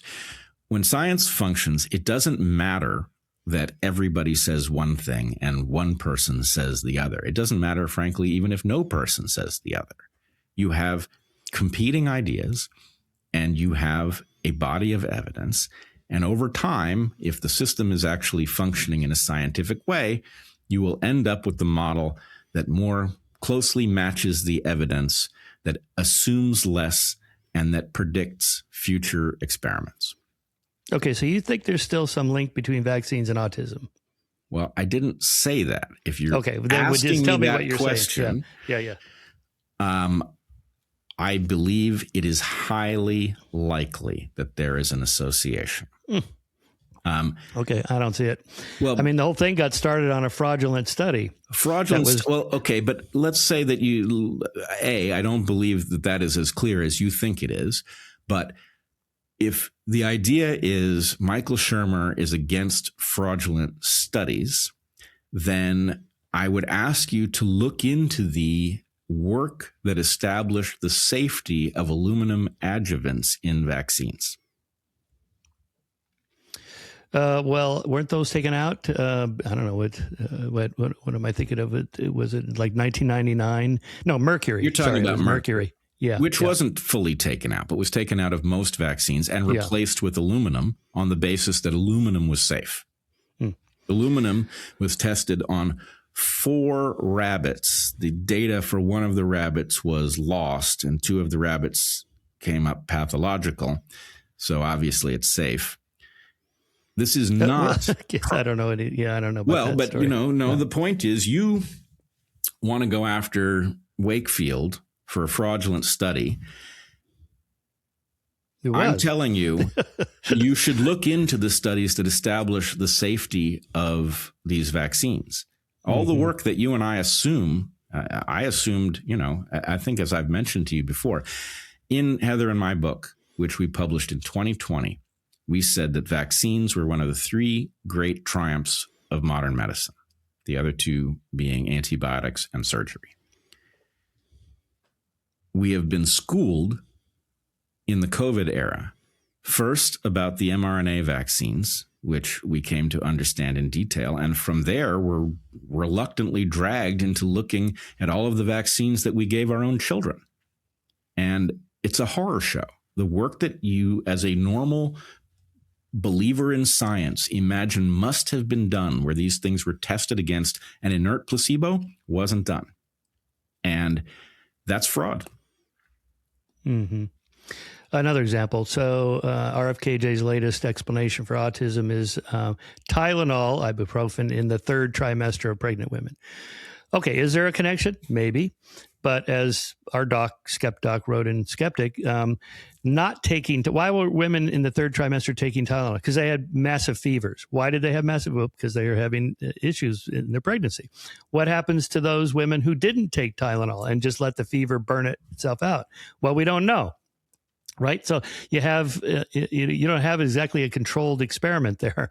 You're picking out the hits and forgetting all the misses. What about the people that didn't take Tylenol and they had worse consequences for not reducing their fever on their pregnancy? Anyway, that's just an example of, plucking out of the air. Here's something weird. Well, Tylenol in the 3rd trimester. There might be something to it. I don't know. Maybe. I don't know what it's an example of. Frankly, Heather and I have looked into Tylenol. I've been aware of the dangers of Tylenol for decades. It's an extremely dangerous drug. You'd be hard-pressed to find another easily available drug that's as dangerous as Tylenol, and yet you'll find it everywhere. What about a leave? I take a leave for my bum shoulder. Should I stop? Yes. How about aspirin? I like aspirin. Aspirin's the one I take, and it's not perfectly safe, but I believe it's way safer than any of the NSAIDs. Okay. Take it with plenty of water. All right. Well, no, look, I try to live a consistent life. I try to tell the truth. I try to live as well as I can according to the truths I believe in, to be honest about my uncertainties. I'm telling you, Tylenol is a dangerous drug. The idea of giving it to pregnant women is alarming. Are there cases in which it's better than not giving it? Maybe. But I am alarmed at the level of first principles of administering a drug that dangerous to a woman with a developing child inside of her. Does it cause autism? I don't know. And I don't know that the vaccines do either. But if you want to actually investigate that question, maybe he would be a good candidate for writing something for Skeptic. You should talk to Toby Rogers. Okay. I don't know Toby, but you don't know Toby. I don't know. Yeah. But I'll give you a standing invitation, like I did your brother, to publish in Skeptic. And we could do a Target article and have people comment on it. To me, that's still working in the system. All right. Well, I would argue it's kind of an end run, but I'm all about end runs. Maybe I'm an end runner also. Look, I think you are, and maybe it's why, in spite of my yelling at you a few minutes ago, we get along. So, anyway, where should we go from here? Okay, that's right. I wrote a book on truth. Yes, you did. Well, actually, we've kind of done a deep dive on epistemology there, which is super interesting. I just should note, I guess, as a historian of science, much of what you say is true, but on the other hand, things do change. I mean, maybe it's the Planck principle that for new theories to be accepted, the old guard has to die. It could be that. But the change does happen, right? Or else we wouldn't know the things that we know today, about whatever. I mean, the age of the universe and when dinosaurs went extinct and all that stuff. So I think maybe an interesting topic in which we share some overlap on religion. I've taken a different tact in this book, sort of against what a lot of atheists approach. Religion is just a bunch of bullshit and it's just wrong. That I'm taking more of a sort of a Joseph Campbell, Jordan Peterson, if you will, mythical truth or psychological truth. And my analogy is people send me articles, Skeptic, about here's the actual explanation for the parting of the Red Sea. It was a earthquake, or these, plague of locusts and frogs. It was actually caused by this ecological change, and there was a drought, or whatever. Or the swoon theory that when Jesus was on the cross, they gave him this drug through his side or something, and then he went into a coma, and then he was asleep for 3 days in the coma in the tomb, and then they whisked him off. And if you want to go full Dan Brown, he went to France and married Mary Magdalene, and they had babies and so on. Anyway, but to me, this would be like going in search of what is it? The railroad station 9 3/4 in J.K. Rowling's Harry Potter. And when I made a joke about that, there actually is one. Some fans built a 9 3/4 railroad station there. But, or, is there a Middle Earth in J.R.R. Tolkien's Lord of the Rings? Well, by asking those questions, you're missing the point of the story. It's not a true story. It's a fictional story that has deeper truths, like the brothers Karamazov in Dostoevsky's novel. There are no brothers Karamazov. He's just made up a story, but it's deeper truths about... he lied.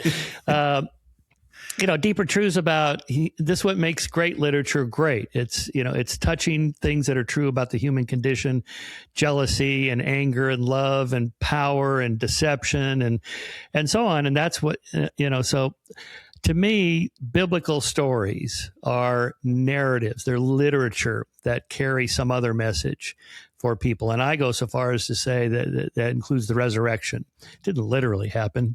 No one could come back from the dead after 3 days. But you're missing the deeper point of, being born again, starting over, redemption, forgiveness, that kind of oppression, redemption. We're going to start over, and we're going to overthrow our oppressor. This is what, to me, Jesus meant when he said, heaven's within you, and there are those standing here who will not taste death before you see the Son of Man come again. He's talking about the Jewish people oppressed by the Romans now. We have to make change now. Heaven is here and now, and we're going to overthrow our oppressors and start over. Anyway. So that's my approach, and I think you share some of that, right? Mythological truths about religion. Yeah, I carry call it some value. Metaphorical truth. Metaphorical truths are truths in which those who act as if they are true outcompete those who act according to the fact that they're false. Let me ask you a question. So, when I got to that section of your book, I did wonder. You and I had lunch in Memphis at Freedom Fest a couple years ago. Mm-hmm. Was that 3 years ago? Must have been 3 years ago. Yeah. And I understood your position to be different than the one that you take in this book. Yeah. Is that right? I'm trying out something new. Okay, so that's but good. I have to. Yeah. Okay. Go ahead. All right. I'm glad. It seems to me that you're moving in my direction. And I agree with you about the important, won't be important to religious people, but the most important thing from those of us who are not religious, who are trying to understand this phenomenon, is the fact that there is value, or at least has been value, in these stories to those who believed in them. And, you point to some important kinds of value, but I wonder if there are not some things that need to be added to your list. Mm-hmm. Principally, these stories aren't just literature. They are actually the solutions to game theory problems. And crucially, they only work if you actually believe them. So that, I think, is a bitter pill for people of the Richard Dawkins mindset. Because, so let's just give an example. If we take the idea, which you talk about, of the afterlife, of heaven, and we think of it in Darwinian terms, a person who lives a life that is justifying of their entry into heaven, it just so happens will have endeared themselves to their community, will have built up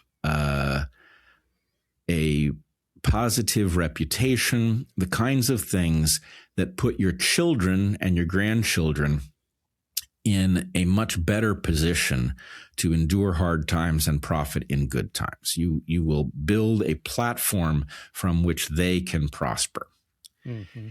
And interestingly, you do live on after your death, mm-hmm. in their minds. Mm-hmm.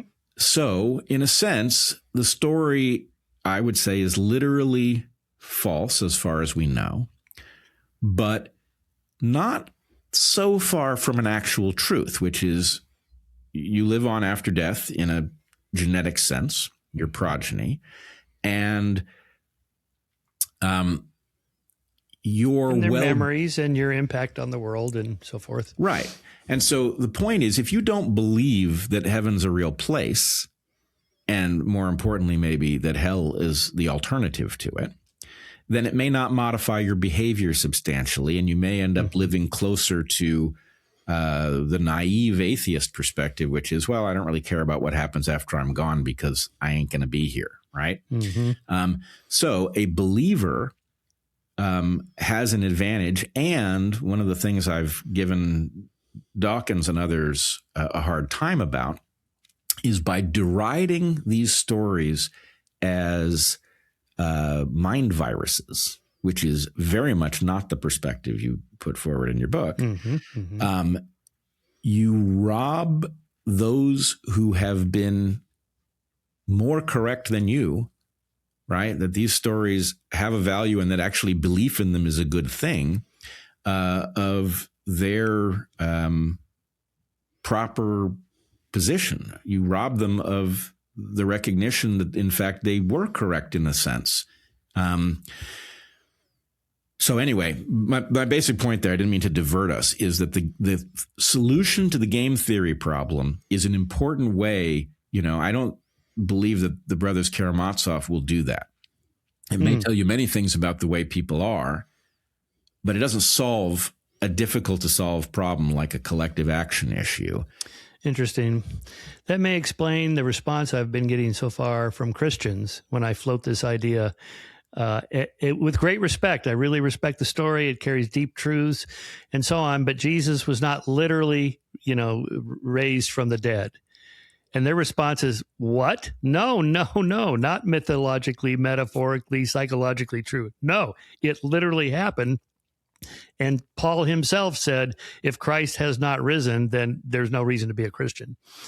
And so they really insist that as respectable and honorable it is to have these deep truths, no, it had to literally happen. And then to this I respond, then why don't Jews believe it? Because they don't. They just the Old Testament doesn't say that's what the Messiah is going to be like, a carpenter from Nazareth who gets himself crucified. That's not what the Messiah was supposed to be. He's supposed to be our rescuer. He's going to overthrow the Roman Empire, and we're going to start again with this new empire with our great leader. That's not what Jesus was like at all. So they reject it. And so maybe your explanation here goes a long ways to saying why they're not buying my idea here. Well, look, I mean,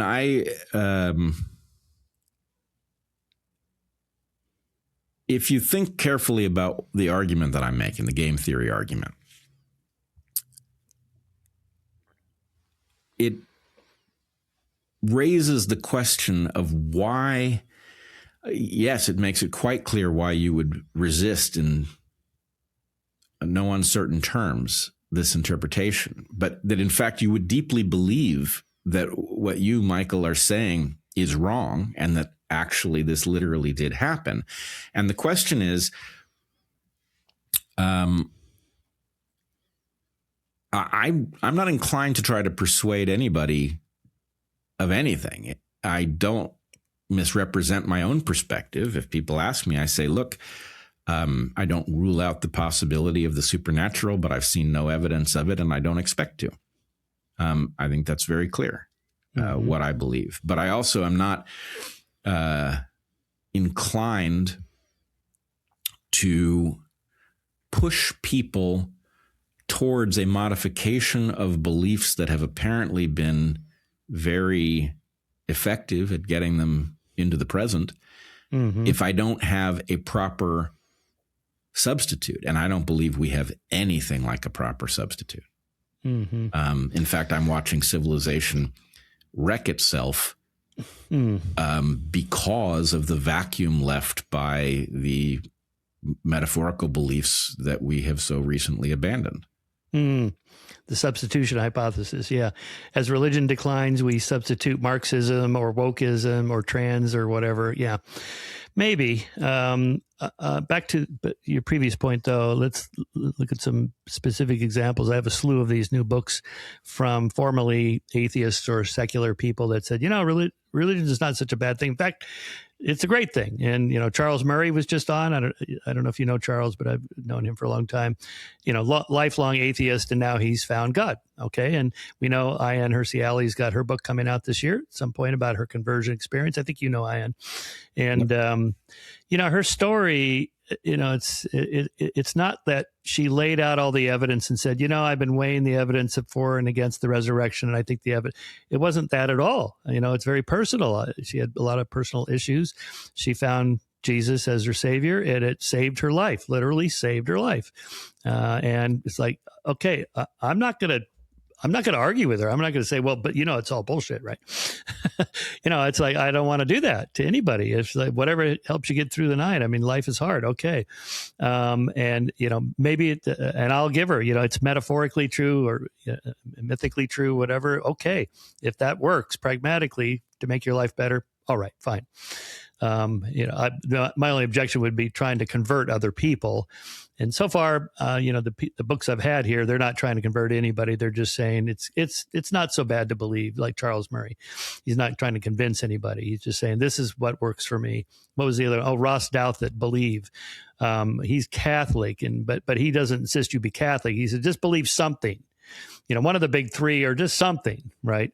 But that then merges into this kind of cultural religiosity, like, well, it's better than Islamism, let's say, or it's better than the crazy Marxism, wokeism, for civilizational values that we all agree are good for human flourishing.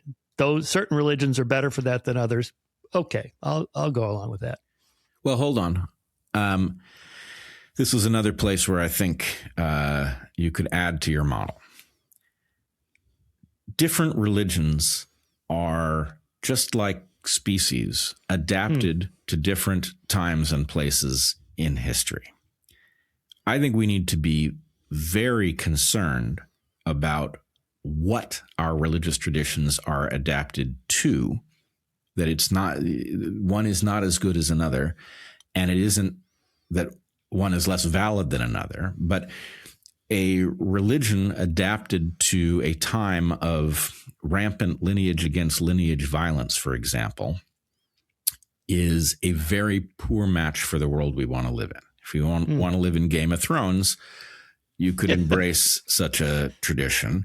But if you want to live in an enlightened, tolerant society, then those are not the traditions to base it on. Further, there's a question about how the different traditions are to get along with each other, because all of the long-standing traditions go back to a world in which the intermingling was not nearly at the level that it is now. And so I, by and large, have a very hospitable relationship with religious folks.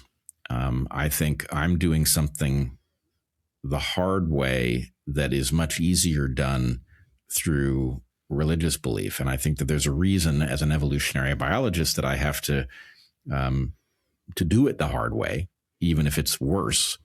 I think it's important for me to retain rigor in this way. But One of the things that I find difficult to convey to religious people, even though I have good relations with lots of religious people, is because they are adapted to past environments, they do not have the solutions to many puzzles that are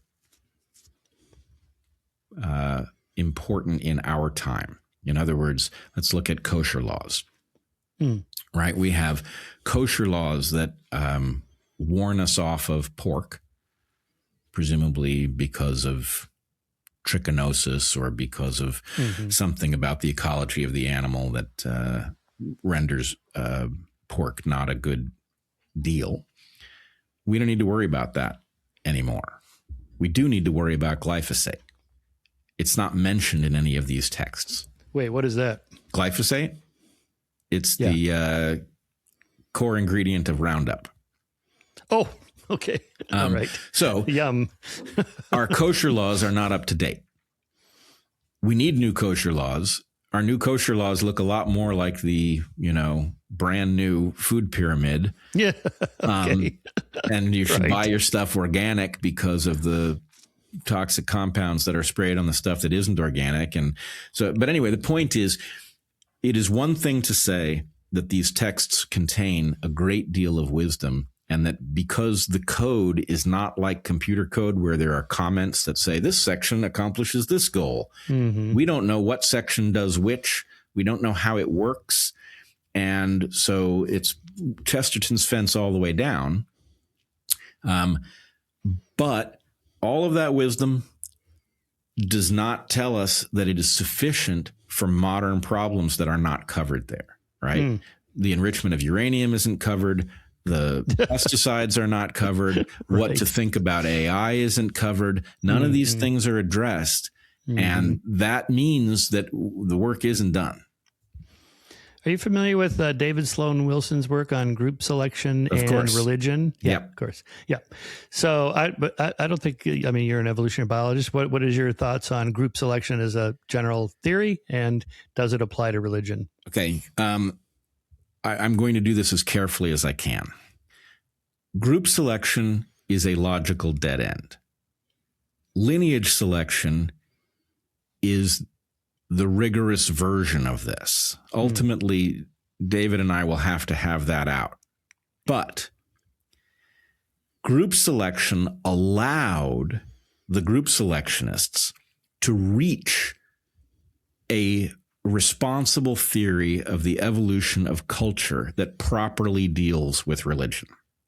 So my point would be, David Sloan Wilson is correct about the stuff, the other side of group selection. He is not correct about the mechanism in question.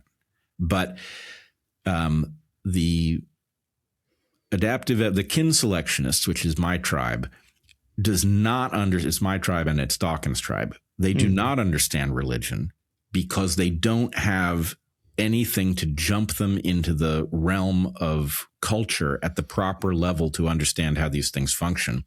So the group selectionists, even though they are wrong about this mechanism, in my opinion, are right about the consequences, the evolutionary consequences. The right mechanism is lineage selection, which I have yet to present it in a way that it will get a proper hearing, and it has yet to get that proper hearing.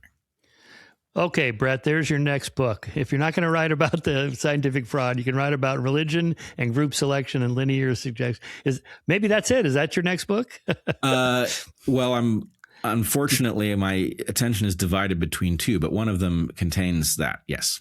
Yeah. Okay. Well, my point of bringing this up was that, maybe there's been a kind of an evolution of Christianity, going through the scientific revolution and the Enlightenment and coming out the other end much more tolerant and enlightened, as it were, by Western values of freedom and bodily autonomy and that sort of thing. The kind of things that work well with the Constitution and the Declaration of Independence and all that. So, whereas Islam has not gone through an enlightenment.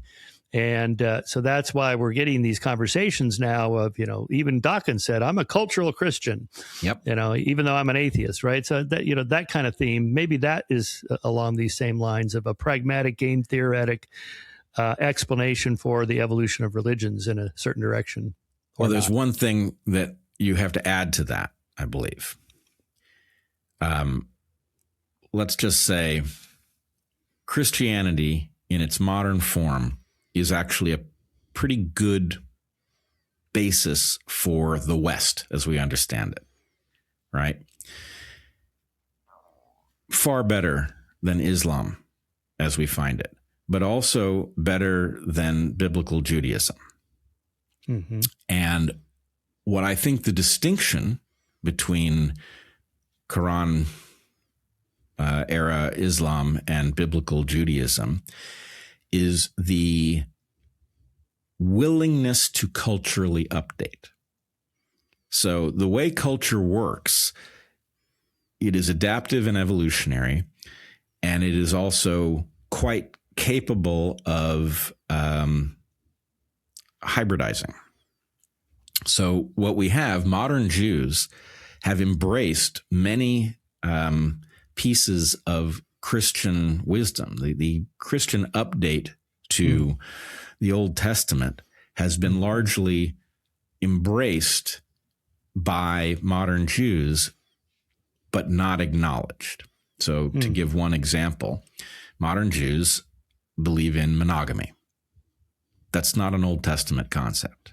That's a New Testament concept. Yes. So I would argue that this is actually the roadmap. If we're to have a world in which we actually do get along with each other, we have to be willing to make our different belief structures compatible.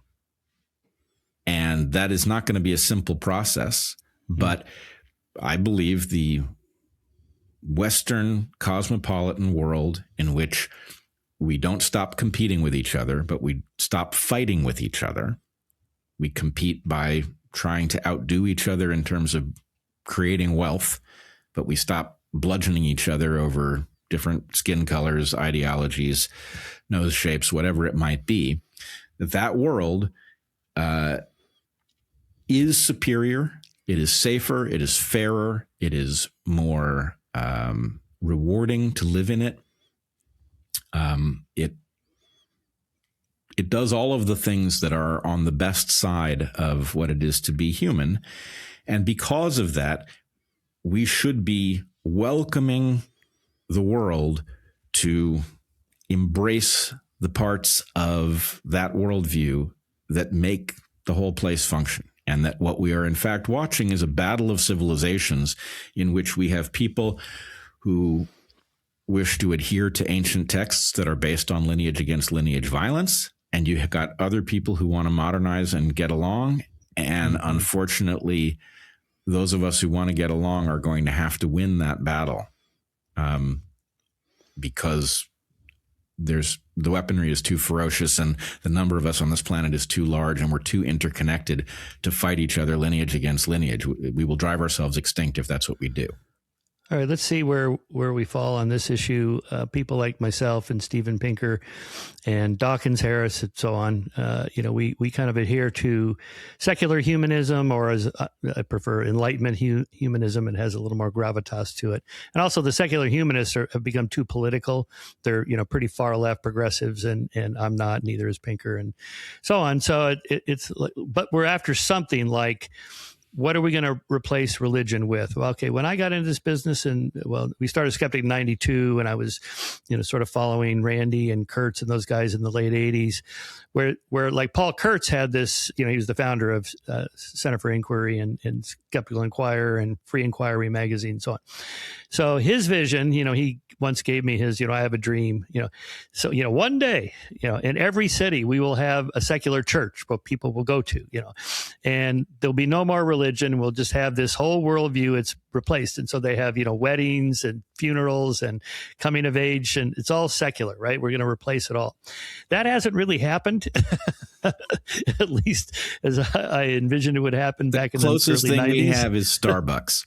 Yeah, Starbucks. Yeah, and I've gone to these ethical society meetings and the the atheist Sunday gatherings, and they sing hymns to Newton, and people get up to give their testimonials. This is how I lost my religion. I mean, it's kind of funny, but I'm just sitting there thinking, God, I feel like I'm back in church, and I was never vibing it. Really, it wasn't my thing to sit in church, but maybe a lot of people. Well, this is their idea that people need ceremony like that, so we're going to create a fake one, essentially. And I don't. My sense is, and what do you think? This is not really happening. No, it's going to work about as well as Esperanto. Esperanto, yes, right. That's a good example. And for the same reason. But I do think, Heather and I talk about this with respect to male-female dynamics. Male-female dynamics need a renegotiation. We can't go back. Even the trad people aren't really going back as far as they think they are. And that's not going to work. The liberation of women has actually been a tremendous victory for liberalism. It's a wonderful thing, but it has not. Although you should be free to be a trad woman if you want, individually. You should be free to be anything you want to be, and then the rules should be whatever they are, not the rules that you would like them to be. But the point I usually make is it's wonderful that women are now throughout the sciences and equally represented in most of them, if not ahead. That's wonderful. The problem, however, is that instead of realizing that the rules of science were inherently more masculine, because science is a competitive endeavor in which you hold each other's feet to the fire. So what should have happened is women should have been brought in on the culture of science, irrespective of the fact that it was masculine in nature, because those are the right rules if you want science to work. Instead, we've had a kind of a overthrow of those rules because they were masculine, and it results in a science that doesn't work. So with that model in mind, the sexes need a renegotiation. We can't go back. There's nowhere to go back to that will work in the modern world. So we need to figure out what rules actually allow us to get along and to make each other stronger. And we can broaden that to the rest of civilization too. We're not going to have secular churches. It's a preposterous idea, but we do need to have something that does that job, whether that involves, one of the things that I truly appreciate about Judaism is that it is highly tolerant of you making your own peace with the religious realm. Now, not every version of Judaism is this way, but in general, say you're a Jew doesn't mean that you do believe in the supernatural or don't believe in the supernatural. You're free to figure out your own relationship to the universe and not be nitpicked over it. Yes. I think that's a very positive thing. Yep. And so at some level, we're going to have to build traditions that can evolve and improve and serve us. And maybe those are religious traditions, and we'd have to be flexible about what it means to believe in this or that. But we do need something, because the free-for-all that has emerged in the absence of people being religious is not better. Yeah, I've had theists that I debate tell me, yeah, I know you're an atheist, but at least you know what a woman is. It's like, yeah, okay. We have common ground there. You're apparently ahead of most evolutionary biologists. Apparently so. By the way, I just thought of another example of the system of science reforming from within, thinking of Naomi Oreskes' book, Why Science, where she has whole chapters devoted to the crazy science about women in the early 1900s, 1890s, early 1900s at Harvard. Like one of her case studies was this I think it was a biologist who published papers on why women should not go to college. And the reason is because during their menstruation, they have the blood flow. There's not enough blood in their brains for them to process higher mathematics and philosophical ideas. So, and this was like peer-reviewed journal articles, hard science. This is it. These are the facts. And the moment my point is, her solution is you bring women into the department and that changes everything. So that's reforming it from within. We're going to have a diversity of viewpoint diversity, in this case, gender diversity, I guess, but viewpoint diversity, that's a solution. Well, let's just say that's obviously a preposterous critique of why women should or shouldn't be in science. In my field, I trained as a field biologist, and at the point I got to field biology, of course, women were equally represented, but a couple generations back, there was literally the idea that women couldn't do field biology because where would they pee? Right? I mean, right. It's as bad as the example you deliver. But I would point out, I'm sorry that I never got to talk to Jane Goodall. She's one of the people I really wanted to talk to. The example of Jane Goodall is a powerful testament. I am not in general a adherent to the idea that diversity is our strength. I do think there are kinds of diversity that matter a great deal. In general, meritocracy and perspective diversity are a good match for each other. But for reasons that may be obvious, in a physics lab, if you do the science correctly, it doesn't much matter whether you're male or female, right? The work may appeal more to males or not, but what you're going to find out is not highly sensitive to who you are. In biology, especially if you're studying animal behavior, I do think there was kind of an epidemic of male myopia, and that Jane Goodall is the best example where a woman, and in fact, Heather and I have been trying to figure out to what extent this was intentional, but Jane Goodall was not highly trained. And it appears to have potentially been a choice on Leakey's part. Same thing with Diane Fossey, and then there was three of them. And then there was the orangutan. Galdikas is the orangutan. Yes, Galdikas, yeah. So anyway, what Jane Goodall did was she basically made the breakthrough that allowed us to understand the great apes in a way that males had failed to, right? George Schaller had tried and had failed, the great lion biologist. But Goodall actually broke the male rules in order to make progress. And the key thing that she did was, men had decided it's very important to be objective about these creatures. You shouldn't give them names because it'll blah, blah, blah, blah, blah, which, it's true. You can easily start anthropomorphizing animals. But when you're talking about chimps, your best tool is to understand what they must be based on what you know from yourself, because they're not so distant. So she did name them, and she watched them and thought about them as individuals and imagined that they had these emotional drives as we do. And it allowed her to see what was really going on in a way that men had not figured out.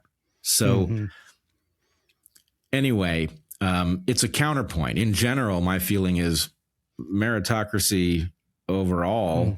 And, if you want to do the job, figure out how to be good at it and compete.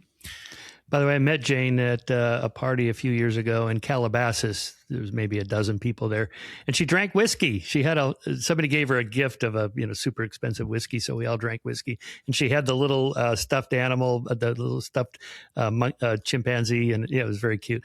What a sweetheart! She was something special. I presume you saw the Netflix special they released after her death. No, I've heard about it. Oh my God, it's very moving. Oh, it's just really, it's something else. But at the end, she says, I have reason to believe there is an afterlife. I'm not going to tell you what it is, but that's where I'm going. And whatever she said, it was like very kind of like, oh, okay, interesting. Hell yeah. Well, I hope she's there, and I hope it's great. I know. And I hope that all her favorite chimps who have passed on are there with her. By the way, on the trans issue of men and women sports and peeing. Okay, so as you recall, I used to be a bike racer in the 1980s, raced across America. And then in the 90s, I was the race director. And so we had women's division and men's division, and then we had ages and relay teams and so on. So, but for in 1995 and 6, there were 2 women that were better than almost all of the men, Shauna Hogan and Muffy Ritz. And like the one year, all the way into Colorado, Shauna was leading the entire field. She was ahead of like 25 men, and some of these guys were really good. And so then the issue came up about peeing on the bike. So you have to kind of picture how this goes. You're wearing these Lycra shorts, and for a guy, if you have like a long, slow downhill, you just kind of turn and you just sort of pull it down and take care of your business. It sort of splashes on the road, whatever, no problem. But women can't do that. So poor Shauna has to get off the bike, go into the motorhome or into the bushes or whatever, and do her thing. And that she's losing like 3-4 minutes every 2 or 3 hours because you're drinking a lot, right? So at some point she said, it's really not fair. And I should get a time bonus or something. And I said, Shauna, you're in the women's division and you have your own prize money and so on. The men it's all equal. Do you want to just race against the men? You're like, there's no gender divisions, just one division. She goes, no. And it turned out, even though she led the first 1,000 miles, she lost by the top 2 or 3 guys beat her by like 24 hours by the end of 3,000 miles. There's just a massive difference between men and women. And I don't know if you saw the special on tennis, where the women's #1 tennis player, Aryna Sabalenka, who is just massive. She is so good. She just hits so hard and so on. She did a match against Nick Kyrgios. I forget his last name. Rated 671st in the world. Hasn't played in 2 years because of an injury, and he just totally dominated. I mean, it could have been 6-love. He just started goofing around, and she ended up being 6-3, 6-4, something like that. But it was just, and her court was shorter, narrower, so he had a narrower field to hit on, and they made it as much as they could to her advantage, and it still wasn't even close. So the idea that letting men into women's sports is so absurd. I can't believe I'm ranting now, but it's one of my pet issues. Well, maybe we science types should come up with some term that explains this distinction that you and I both intuit exists between men and women. How about sexual dimorphism? There we go. That's right. That's a reality. Yeah, or it was. It was back when I was in graduate school. We believed in sexual dimorphism, but now we know that you can become shorter just by declaring yourself female. Do you think that's over now or on its way out in the next year or so with lawsuits? I think it's on its way out. Too many of us are onto them. Yeah. I have a chapter in the Truth book on free will and determinism. Decided to take this on. I'm a compatibilist. And so I'll just tell you my workaround on this. And, I use Robert Sapolsky and Sam Harris as the, kind of stereotypical determinists, although their arguments are not that original. It's been around for a long time, as you know.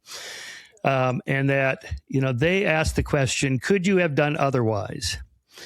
So here's how I think about it. I got thinking about Steve Gould's idea of the, rewind the tape of life and play it back from the Cambrian, Precambrian, whatever, would we still be here? Okay, and as Dan Dennett pointed out to Gould, well, if it's a read-only memory tape, then no, because that's just a recording of what actually happened. So that's where I start there. If I go back a week or a month or 10 years in my life and play the tape back, if it's a tape of recording, then no, I can't have done different because that's what actually happened, right? So the past is determined. Once it happens, that's it. You can't redo it. But the future is not predetermined, and that, the Heraclitus principle, you can't step into the same river twice because the river's not the same and you're not the same. Or, Jorge Borges, garden of forking paths. Each fork path you take has a different outcome than had you gone this way or that way. And that future is not determined. So we are free to, in a sense, influence our future conditions for our present self. So the example I use is, my current self knows that tomorrow morning at 6 a.m. when I'm supposed to get up and go for my workout, I'm really not going to be vibing and I'm going to be groggy. So I'm going to put my workout clothes today. I'm going to have my bike ready and I'm going to have the food ready and so on. I'll do that tonight because future Shermer, I know what he's like, right? So in that sense, we have some volitional choice over shaping the future. So I call that self-determinism. In a way, we help shape the future going forward. So anyway, that's my standing on one foot explanation. All right. Well, here's my perspective. I believe the facts of the universe as we understand them strongly suggest we have a degree of freedom, that this is not a perfectly deterministic universe. I think the amount of free will that we have is far lower than it feels like we have, that free will is a struggle. Mm-hmm. But I do not agree with Harris and Sapolsky that we have no free will. And in Harris's case, I see him cheating. That basically there are two versions of free will. One, the Mott of the Mott and Bailey is that whatever you decide to do is the result of whatever you've experienced, which you didn't choose, so you don't get credit. That's the low bar. And then the high bar is you don't have the ability to choose anything at all. Now, what I would argue is that the facts of evolution, it's not impossible that the world that we experience would be the product of a perfectly deterministic universe, but it wouldn't make any sense. What evolution is wouldn't make any sense. Having a consciousness would be completely pointless if it was trapped and unable to do anything that changed anything. So the punchline is, I believe it is highly likely that we have a degree of free will, that a life well lived is one in which you take the small amount of free will that you have and you use it to increase the degree of the freedom of your will, right? That you are trying to accumulate the power to alter your course more so that you can do something useful and good with it. But I don't believe we have any mechanistic understanding of how we could have free will, that's the sticking point. That the fact that we don't have a good, ultimately it has to derive from Heisenberg, but it's an awfully long way from Heisenbergian uncertainty to I have the capacity to lift this glass up at will or not to do so. But somewhere there must be a mechanism that explains this, because otherwise, if you think about, the coyote chasing the rabbit in a universe where the outcome was completely predetermined from the first instant. The Roadrunner. Yeah, it's an insane paradox. Likewise, my own experience of this moment, why would I have an experience of this moment if I'm a puppet whose actions were completely guaranteed from the first instant?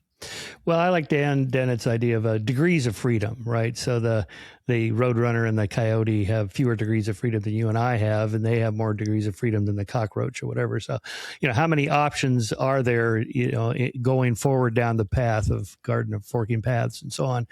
And then I guess it depends on what you mean by will. I mean, like free will, I will it to happen. This is an interesting problem for clinical psychologists. I've had a few on the podcast that wrote books about this. What's happening when their clients who have, let's say, some kind of addiction, and they actually overcome it. They really do. They really stop drinking or smoking or drugs or whatever the problem is. And there's techniques, that clinical psychologists use. Here's some of the tools you could have when you feel the urges bubbling up. This is what I'd really like, a drink or whatever. Here's like the 3 things you could do. You repeat to yourself this, or you go in this other room, or whatever it is. And so, but who's doing that? Well, you are. And I guess the determinists would say, yeah, but that was all determined also. Yeah, but somebody, me, there's a will, there's a self, which is, it's sort of an illusion, I guess, but it's a good illusion. And so, the fact that people are able to do that seems to be evidence of something like a will to choose. Yeah, I think, well, I mean, we could be a screensaver. Why we would have consciousness to be aware of any of this is a paradox I don't think we can answer. But I think it is unlikely. This would be a very strange screensaver to build. It's a weird way of accomplishing whatever this is accomplishing. And so I wish I heard more people acknowledging our will appears to be free, not as free as we would like. We can increase the degree of our freedom as per Dennett's formulation, but mechanistically we're at a loss for how that works. But there's nothing wrong with that. I mean, Darwin was in the same position with evolution. He could see that adaptive evolution took place, but he knew nothing of the underlying mechanism, and that didn't make the idea invalid. Right. Here's Sapolsky. We're nothing more or less than the cumulative biological and environmental luck over which we had no control that has brought us to any moment. But Robert's book opens with a story of him at a Stanford University graduation ceremony, and he's sitting there, one of the faculty. And all the students are up there getting congratulated. The parents and grandparents are so proud of their accomplishments. And there in the background is a gardener, just trimming the tree or whatever. That poor guy, he's never going to Stanford. Why is that? This is where he starts. How come that guy got to go to Stanford and get the degree and that guy's a gardener, right? So that's, to me, some of this determinism feels like if determinism is not true, then then it's not just bad luck, good luck. There's something else in how lives turn out. Anyway, that was my sense of that. It's sort of a kind of a more tolerant feeling. It feels like it's more tolerant of how lives come out. Well, let me say this. I'm a big fan of Sapolsky's. I really think very highly of him. Me too. Yeah. Oh, yeah. I do not think his work on free will is high quality. And it is reflective of something that I think we all need to be aware of. I've known many great thinkers. There is often some quadrant where their thinking is not high quality. And I take it, actually, a contractor that Heather and I worked with many years ago said something interesting. He said, there's often one room in a house that makes no sense. And basically it's where all of the little errors have been pushed. So they concentrate because it's better to have the one, crazy laundry room or closet than to have those errors distributed throughout the design. And so, I hear Ian McGilchrist talk about panpsychism, right? And the belief that consciousness is in the particles themselves. And I think here's another incredibly high quality thinker. And there's this one place where it just doesn't sound like their other work. Here's Sam from his book Free Will. Our wills are simply not of our own making. Thoughts and intentions emerge from background causes of which we are unaware and over which we exert no conscious control. We do not have the freedom we think we have. Okay, so here's my little humorous thought experiment. I'll use it on you, Bret.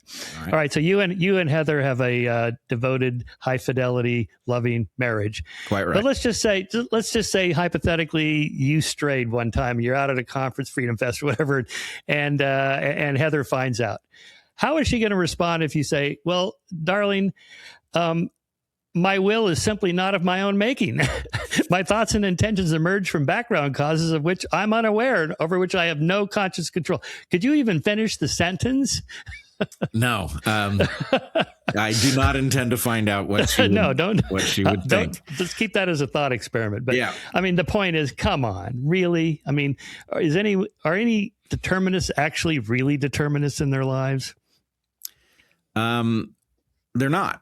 Obviously not. I mean, and Sam Harris being the world's best example, right? He spends how much time in meditation, which is presumably about liberating his mind from certain things and pointing it in a different direction and being super deliberate about it, right? So, and scientists used to give postmodernists a hard time, rightly so, over their postmodernism. And maybe it was even Dawkins who invited some postmodern feminist, if she really believed what she was saying, to, instead of taking the stairs down from her office, to walk out the window. And I feel like this with these hardcore determinists, right? It's like, what sense would it even mean? You're making an argument.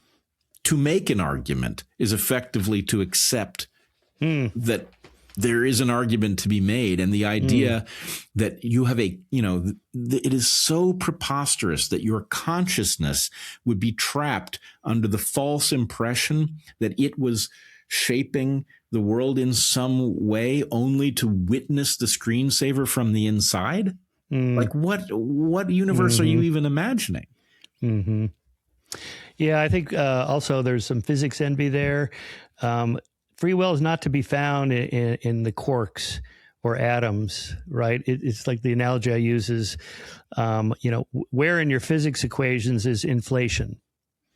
I mean, inflation's a real economic phenomenon. People study it. It has huge consequences for our lives and so on. Where is it in the brain, in your quantum physics? It isn't anywhere. It's an emergent property of something else. Well, hold on. I was actually going to ask you about this. I had it written down in my list of questions. There's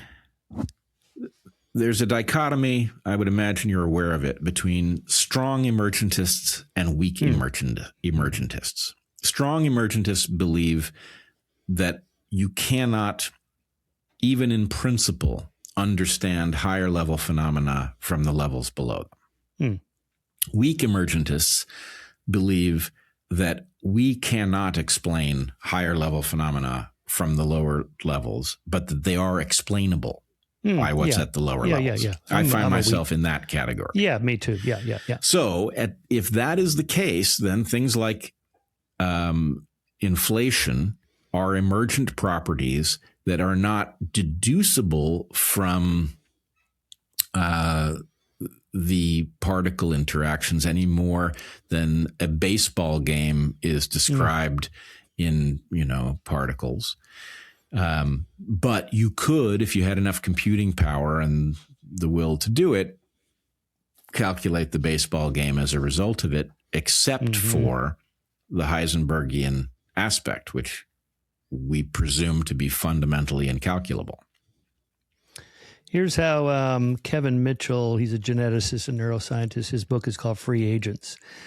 He says, basic laws of physics that deal only with energy and matter and fundamental forces cannot explain what life is or its defining property. Living organisms do things for reasons as causal agents in their own right.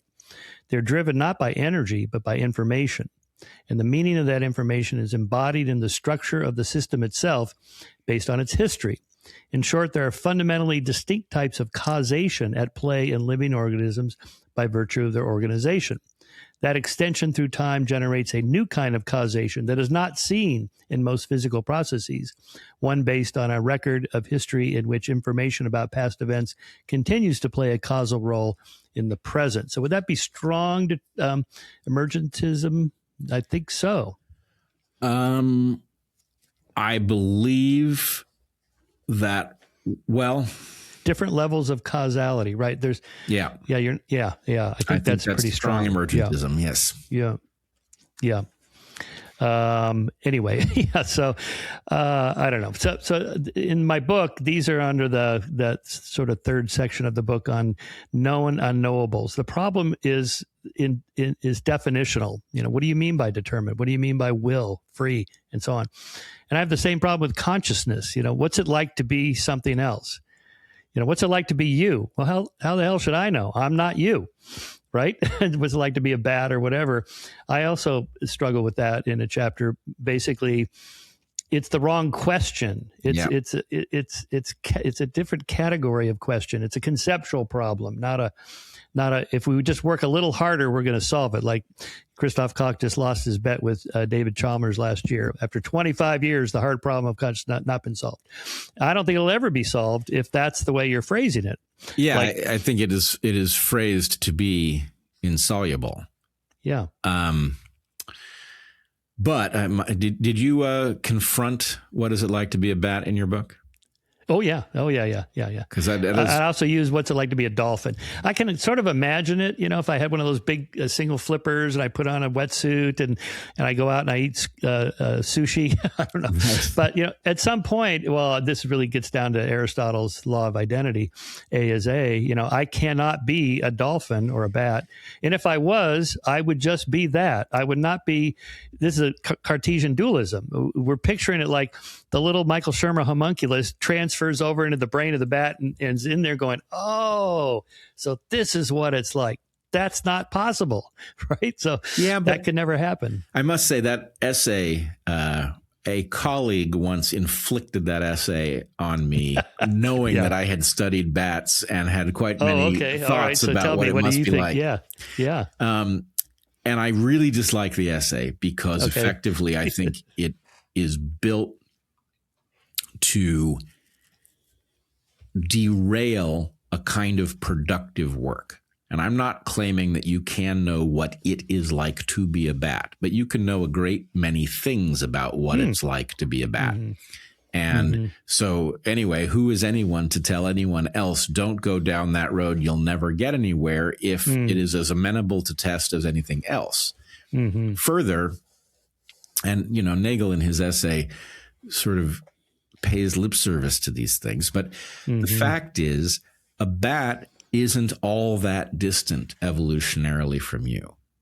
And there are certain things you can derive from that. For example, because a bat is a mammal, and because all mammals meet their mother, and their mother has to be self-sacrificing on their behalf, it is reasonable to imagine that love of the maternal form is the primordial form, that all mammals experience it to one degree or another, that there are two versions. There's the giving parental version and the receiving childhood version, and that part of what it is like to be a bat is to experience that. So can I prove it? No. But is it more likely than whatever drives the mother bat to obsessively clean the wings of her offspring has nothing to do with the love that a mother human feels for her child? No. Logically speaking, it is much more likely to be the same property than different because of parsimony. It wouldn't make sense for evolution to have built that mechanism multiple times when you have a clear line of descent unbroken between you and every other mammal. Now, I agree. Yeah, no, I agree. This is how I solve the other minds problem. How do I know you're sentient or whatever? Well, I just apply the Copernican principle to myself. Copernican principle. We're not special. I'm not special. You're a mammal. I'm a mammal. You're a primate. I'm a primate. You're a human. I'm a human. Very likely your nervous system works mostly the same as mine. So if I see you angry or sad or crying or laughing or whatever, there's a pretty good chance I know what the inner feeling is that you're experiencing because I've had that. Right. So that's as good as we can get. Yeah. And there's also, there's an evidentiary approach, too. If I want to know if you're sentient, I can just simply try to ascertain how many drinks you've had. Yeah. Well, so apparently brain scans are going to be able to, I know what you're looking at.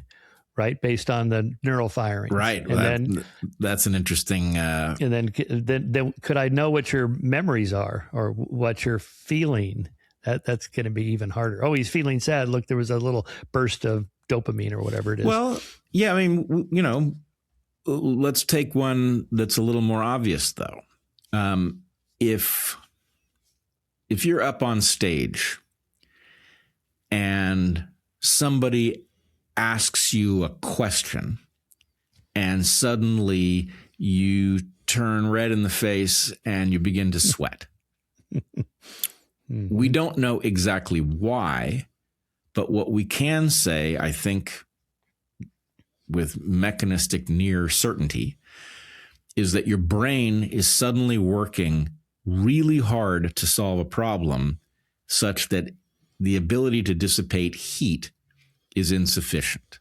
And so it's not good from the point of view of your well-being to reveal to the audience that you are feeling the heat, but it's better than your brain not processing on high. So it's creating a lot of heat and you're having trouble dissipating it, and that's unfortunately conveying something to the audience. It's reasonable to surmise that from the indirect evidence. Yeah, in fact, there's a whole body of research on the social implications of reading other people's emotions. The whites of the eyes, you could tell if somebody's blushing. That's not just for the person, it's for the other people to know what that person is feeling or thinking, which is why facial expressions are so important, all those micro expressions that people study. These are social cues. They're social cues. Some of them, like blushing, are unavoidable downsides where you're not better off to convey that you're feeling pressure, but you don't have a choice. And other ones are for the benefit of your kin to pick up cues that will help you coordinate and things like that. Before we close out here, let me ask you this. You mentioned the hard problem of consciousness, and I'm wondering if you can tell me what it would mean for it to be solved. Yeah, well, this is in the end of the chapter. I say it's insoluble the way it's asked. In other words, the easy problem is like figuring out what the wiring does. Here's where language is processed or whatever. But the hard problem is asking, what is it like to be the wiring? Right. And it's like, what are you talking about? I mean, that's conceptually problematic. How would you know if you had what was the substance of the bet? Yeah, so I forget what their criteria was for what would constitute a win for Christoph, but yeah, no, I don't know. Well, if you look at, it's really kind of funny, back to epistemology, what do the experts think? If you look on Wikipedia on their hard problem of consciousness, there's like 20 different theories. And, and none of them are, there's like maybe 4 or 5 that are preferred by most. To me, this tells me, okay, this whole field is, back to your string theory example, we're not even close. Yeah, we're not even close enough to phrase the question correctly. Yeah, right. Yeah, exactly. Yeah. All right, Michael Shermer, this has been delightful, a little heated at times, but it's anyway, all good. No, I think it's productive. I like that. Yeah, totally. As always, I appreciate your dedication to holding other people's feet to the fire, and I appreciate that you do it with me. Your book, I have the preprint. Here's the hardback edition. Look, it's got the cool look at that. It's like the little North Star light of truth. Yeah, that's the idea. Anyway. Yep. The reading that I have done in it, I haven't read the whole thing, but the reading that I've done in it, it's beautifully written as always. Oh, thank you. And anyway, it will provoke many important thoughts. Some of them you will have had a taste of here on this podcast. But in any case, thank you for joining me today. And you're welcome. And yeah, my philosophy on that, by the way, Bret, is let friends be wrong. Yeah. for disagreeing. Of course, said friends think you're wrong, so you have to deal with that too. I mean, the process over which we argue about who is wrong is how we collectively get smarter. That's it. Yeah, yep. Exactly. That's the core of the truth, right? It's a community process. All right. Hell yeah. Thanks for having me on, thank you Bret. for joining me in this very tiny version of the community process. And to everyone else, thanks for joining us.